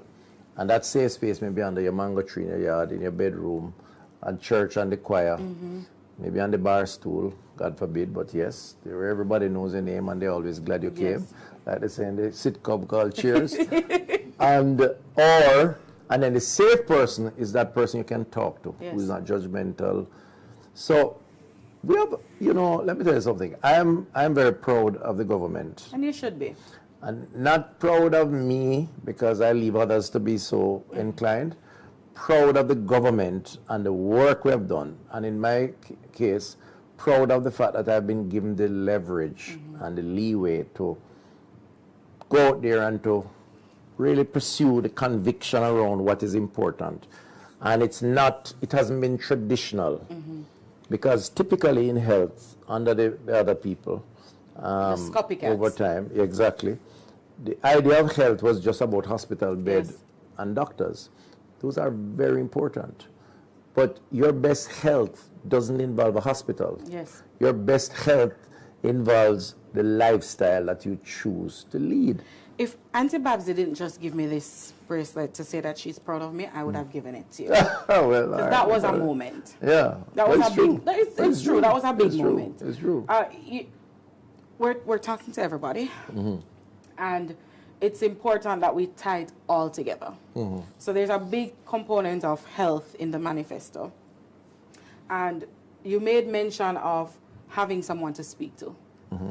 The Minister of Gender came and she made mention of the hotlines where men and women can call. And similarly, it's you promoting through the ministry that wellness includes mental health. And the improvements let's talk about the improvements to Bellevue Hospital. What does that look like? So those improvements are ongoing, but what we have actually done is in 2016, we had a task force that I established, Dr. Earl Wright task force, to look at homelessness and mental health. And we essentially, that group of experts drew some conclusions around community-based interventions to support people and to downgrade Bellevue or downsize Bellevue from being a holding area over a long period of time to more giving support for those who have mental health challenges, and then hopefully doing more outreach in the community. So Bellevue has come a long way. It has engaged a different approach. There is an ambitious plan to build a new hospital at Bellevue, and they have actually gone to market under this government to actually have a projectization of that, and that is now taking place, and hopefully in the next dispensation that will happen. And then we have hired more community-based intervention officers. We have provided more vehicles. So mental health is one of the neglected areas over many, many years, and there's a lot of stigma. So people feel that if you have signs of mental health issues, you should be an outcast. Even family members drive people out of their homes. That's why you have homelessness with mental health. People have to live on the streets. So one of the things we have tried to do is to destigmatize mental health. So I tell people, even in the parliament, I tell my colleagues that if they say 4 out of every 10 of us have mental health issues, I count the parliament numbers also. And pluck out the 4. Put up your hand if you're one of the 4 out of the 10 in the parliament. And I put up my hand. None of them don't put up their hand after that, right? But it shows the stigma, right? It shows. But it's a reality. It's a reality. So we have to destigmatize. And this government has done more. If you talk to the mental health practitioners, they will tell you that this government has done more to destigmatize mental health issues than any other government before. So we're proud of that also. Okay, so health and what that entails. We talk about mental health, wellness, the hospitals. But as you go across Jamaica, and tomorrow, no campaigning, we're heading into September 3rd. What does September 3rd look like for the campaign manager? Like, where do you start? The first thing I'd say to my friends and colleagues out there, don't panic. We've got this. We've got this. We've got this. We've got this, right? Let me tell you, the choice is clear to me, and I may be biased, but the choice is clear. A government that has been in office for 9 years that is reduce crime, reduce poverty, increase employment, increase training, reduce crime to a 30-year low, and I could go on and on. Is a government that has performed. Yes. Compared to the others who seem to spend more time tearing down and rumor mongering and scopying, cussing people and scopying, as you say. They're not ready for prime time. They really are not ready for prime time. And therefore, the candidates in the field who have been well selected, they went through a rigorous process. We were very careful. Yes. Unlike the others too, but that's another issue. They copy the wrong things. Right. They have done their work. They have organized themselves on the ground. They have taken the message out. A campaign that has been extremely structured, not just with achievements, yes, but with a big manifesto commitment for the future. There it is. Right? Achievement, commitment for the future. And if you believe in the achievements, you'll believe in the commitment for the future. Next chapter. The next chapter. While others have had mother manifesto and baby manifesto. And light and heavy manifesto. Light and heavy. Changing up things. Then they flip-flop around, 3.5. They're going to do it through organic growth. Then they're going to do it through primary surplus. Yes. They flip-flop around whether they can finance this, how they're going to finance it. They can't provide explanation. They have spent most of their time, I would think, 80% of their time, maybe 90%, trying to tear down people, trying to quarrel with people, trying to intimidate people, promulgating rumors in your windows. That is when you're not being a circus clowns in terms of just talking, giving joke on the platform. I don't understand it, but it's not my business.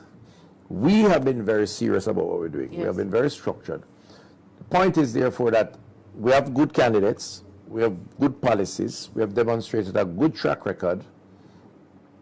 I think we've got this. I think Jamaican people are smart. They know what's in their best interests. We have done it in humility. And what we ask them to do is, they don't need to talk to anybody. This is the time. You just need to go out there and go behind the curtain. Your vote is your private choice. Correct. So, let's talk. Thank you so much for staying with us. We are looking at a reduction in the income tax from 25 to 15%. We are looking at doubling the minimum wage. Yes. Starting with increasing it by $2,000 next fiscal year. We are looking at student loan covering not just your tuition, but covering housing, books, laptops, meals. We are looking at a government expanding clinics, expanding the hours of these clinics. So if anything happens to you at 8 o'clock in the night, you don't have to think about going to a hospital that is far away. You can access your clinics. We're looking at NHF access, more medications. We are looking at the stronger team by far vying for the third term. So on September 3. And a prime minister, party leader prime minister, was demonstrated hard work, commitment, and has delivered. So the question is, promises versus performance? Right. I would choose performance. What say you? Ditto. There we go. So on September 3rd, put your X beside the bell. Without a doubt. By the Jamaica Labour Party. We are doing more for you, putting more money in the pocket of every Jamaican. We have given more to pensioners, more to path beneficiaries, and more to public sector workers. When we increased the minimum wage, they had an issue. They were concerned. They were not concerned about Mark's $25 million salary. Choose the party that chooses you. Choose the Jamaica Labour Party. Put your X beside the bell. When you go down at the polling station, you feel vote Labour. Put the X beside the bell and make sure you remember. And you go and whop them one by one. Labour go and whop them 2 by 2. Over the next few years, in our third term, we will double the minimum wage from $16,000, what we have carried it to now, having almost tripled it, to $32,000.